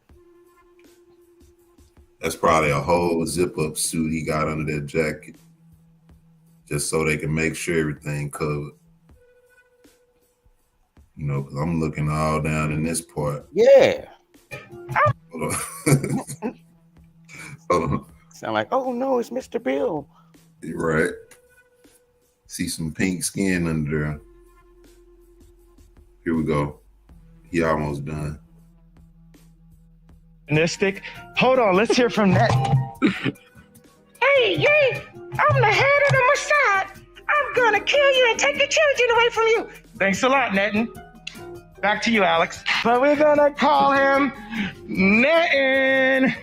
What you want, Netin? Hey, right after this, I'm gonna say you're crazy. I'm gonna take your family away from you. We're not done with you yet. You cannot cause free thought. We have to control the history books. We have to control the banks, and we have to go and kill people. Also, we're in the pedophilia. Ha ha. I love Jerry. Hey, this is Netin. This is insane. You are an insane person. How could you say something? It's okay that I practiced Chinese water torture on myself. Netin, don't want to say Netin. Maybe Hitler. I'm Netin. He said, I practice Chinese water torture on myself. Yeah, that's yeah. Really? Really? It's like saying, it was like that's like in that old movie. Remember that movie, The Mac? Yeah. When he told that dude to stick himself. Oh yeah, oh man. He said, That's a classic. Stick yourself. That's how he practiced it. And he was making them do it too. That's a classic. It's like, what do you do? 30-second intervals. Man, hold on. He almost through, but he killed me with this last part. I ain't gonna lie. I said, man, this dude is out of there. For real. Here we go. Fair use. Netanyahu, I ain't never had a supermodel. Yeah, could tell. So- Forget about me. Him on NPR and him on 60 Minutes saying the best time of his life was rounding up and killing Jews. Ye never killed any Jews. I like Hitler. I don't like Hitler. And I know you're trying to be shocking with that. I'm not trying to be shocking. I like Hitler. I do not. The Holocaust is not what happened. Let's look at the facts of that. And Hitler has a lot of redeeming qualities. So tell us, you think Hitler was the good guy in World War II?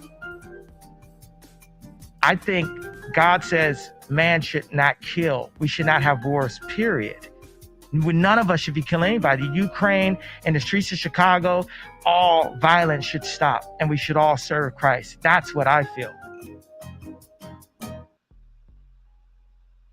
So there you have it. This is the interview that has a lot of people questioning whether they should have supported Kanye or not. But like I said, I stand on the truth. Who was that? She said this is to discredit Ye.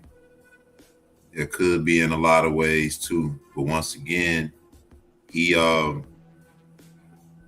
stated some truth about the powers that be, and when it comes to us, we see that I don't know if he's not that learned. Well, we can just go ahead and say that, but he's not really using the Bible to explain anything. He's more so just attacking the different powers that be, and some of these people he had connections with. But what you think, Hawk? Yeah, at the end of the day, it never was about supporting Kanye. Never. When they went up there and he said what he said, that he was going to go DEFCON 3, we already knew that was a big no-no, and we was waiting for the shoe to drop. And when he lost everything, we weren't supporting Kanye. What we were trying to do was point to the fact that everything that he said was true. Else, those things that were happening, how they took his money overnight and all that, all we're saying was he said the truth. It wasn't about supporting Kanye. It was about think about it. Why would, if what he said wasn't true, why is all this happening? That's all that was. And with Kyrie, same thing. All it was we was pointing, hey, he didn't say anything though. We was actually really pointing to the fact, we was trying to get people to see, why are these people freaking out over nothing? That's all we was doing. But some of our own community even took it as we're supporting. We ain't, shoot. Only way you support this man is you got his daggone clothes on. That's it. Yeah. We stood up for the truth. That's what I believe we did. We stood up for the truth, and we let the Most High do what he do.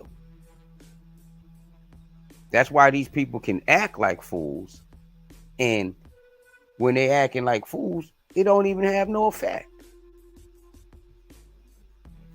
The word is already going through. The world is already still inquiring, and all this other stuff. Yeah, maybe it's not them now, because they're pointing to the people to distract from what the Most High has done. That's why there is another wave coming, and it's going to come fast. Most High going to do something to upset their bubble. Mm-hmm. They think they got some breathing room now. and he about ready to upset their bubble. Get ready, we're gonna see something. Yeah, and you see they try to do their own groundwork too. They'll have certain people come out and get on these platforms and say stuff like, excuse me, we love the black community. And there's another video. Mm-hmm. The next one we do, or when we do the last read, and I'll show that one next, where they actually got on there and exposed how they felt about this interview. This Jewish reporter. He started talking about his family who was killed by Hitler, all his family on his father's side and great grandfather's side, and his mother's side, and how they all died in the Holocaust. And so they sort of given a piece of their mind concerning Kanye, but then they'll have people on the ground level coming telling us that, we support the black community, we love the black community. During civil rights, the Jews were some of the biggest supporters of blacks during the black civil rights movement. They went to all the rallies. They were mostly all of the rallies, and they did this and did that. But these are the same people who was responsible for Jim Crow.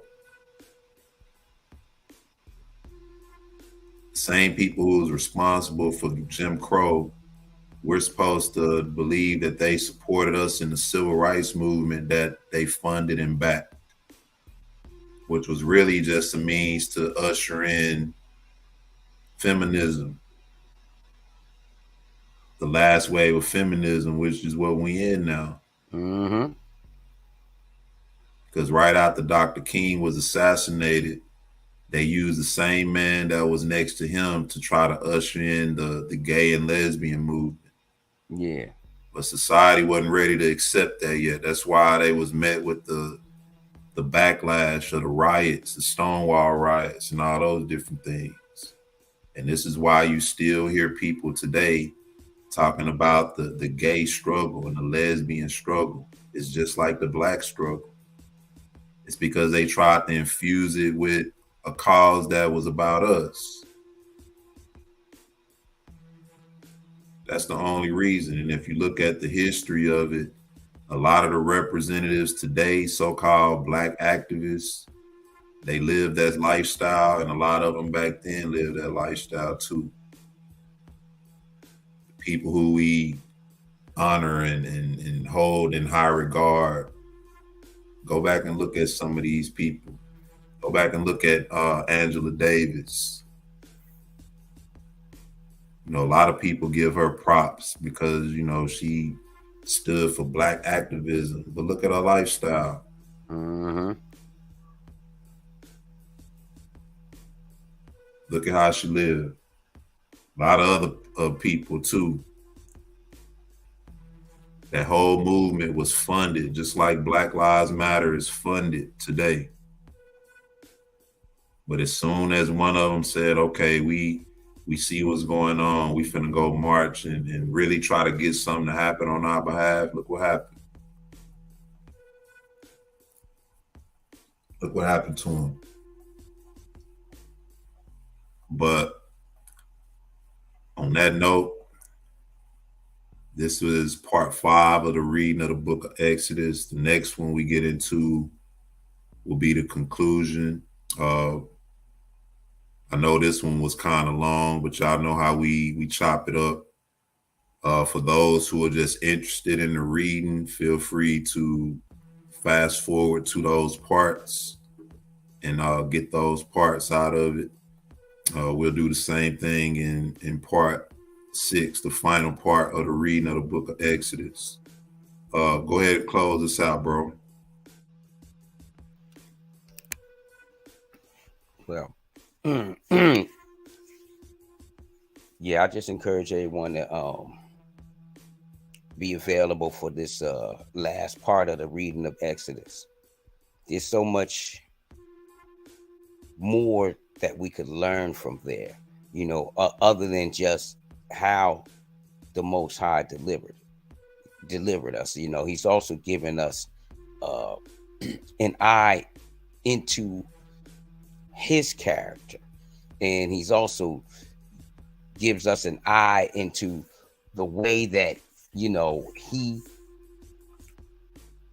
enveloped our lives, even down to the very way we dressed, and also he's given us a perspective into the type of people that we actually were. You know what I mean? We were designers, builders, artisans, jewelers, brilliant people.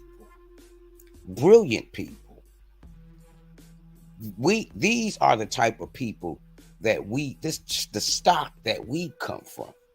Only thing that along with that comes up sometimes, what comes along with brilliance is an air of arrogancy, and he says which is nothing more than pride, and pride comes before the fall. And that's why we fell as a people, because we knew our greatness. It caused us to trust in our own strength and to think that it was all about us. And when you get to the point where it's all about you, you find yourself moving out of the will of the Most High. We as a nation of people have moved out of the will of the Most High. And it's the Most High, it's his will to draw us back into him. Because we see how far we have fallen. And if we continue on this path, we'll no longer exist. So I thank the Most High for these readings, because it's not just, and I'm going to go back and read these 10 chapters over again, because there was a whole lot in it. And all you got to do is just apply your mind, your insight, and not just read the words, but stop and meditate on them and imagine and get a vision of what it was. Because see, he says what was past has been, and what is will be. And the Most High requires, when God requires that which is past, he's going to have a temple again. A temple not made without hands, which is us. And also his building, which is going to come down from the heavens and reside among men. We're about to see some great, mighty, and marvelous works from the Most High. So keep your eyes open. Shalom. Amen. I just want to quickly say that the only way that it could be all about us is when we make it all about the Most High. He told us that if we give ourselves to him, then he will cause all great things to come on us, and he will cause all the nations to have a fear for us. Amen. But on that note, I want to thank my brother Yash for coming on. I want to say shalom and blessings to everybody in the chat. Thank you for your time. Once again, this is part 5 of the reading of the Book of Exodus. See y'all back for part 6. Shalom and blessings. May the Most High be with you all. Shalom. Shalom.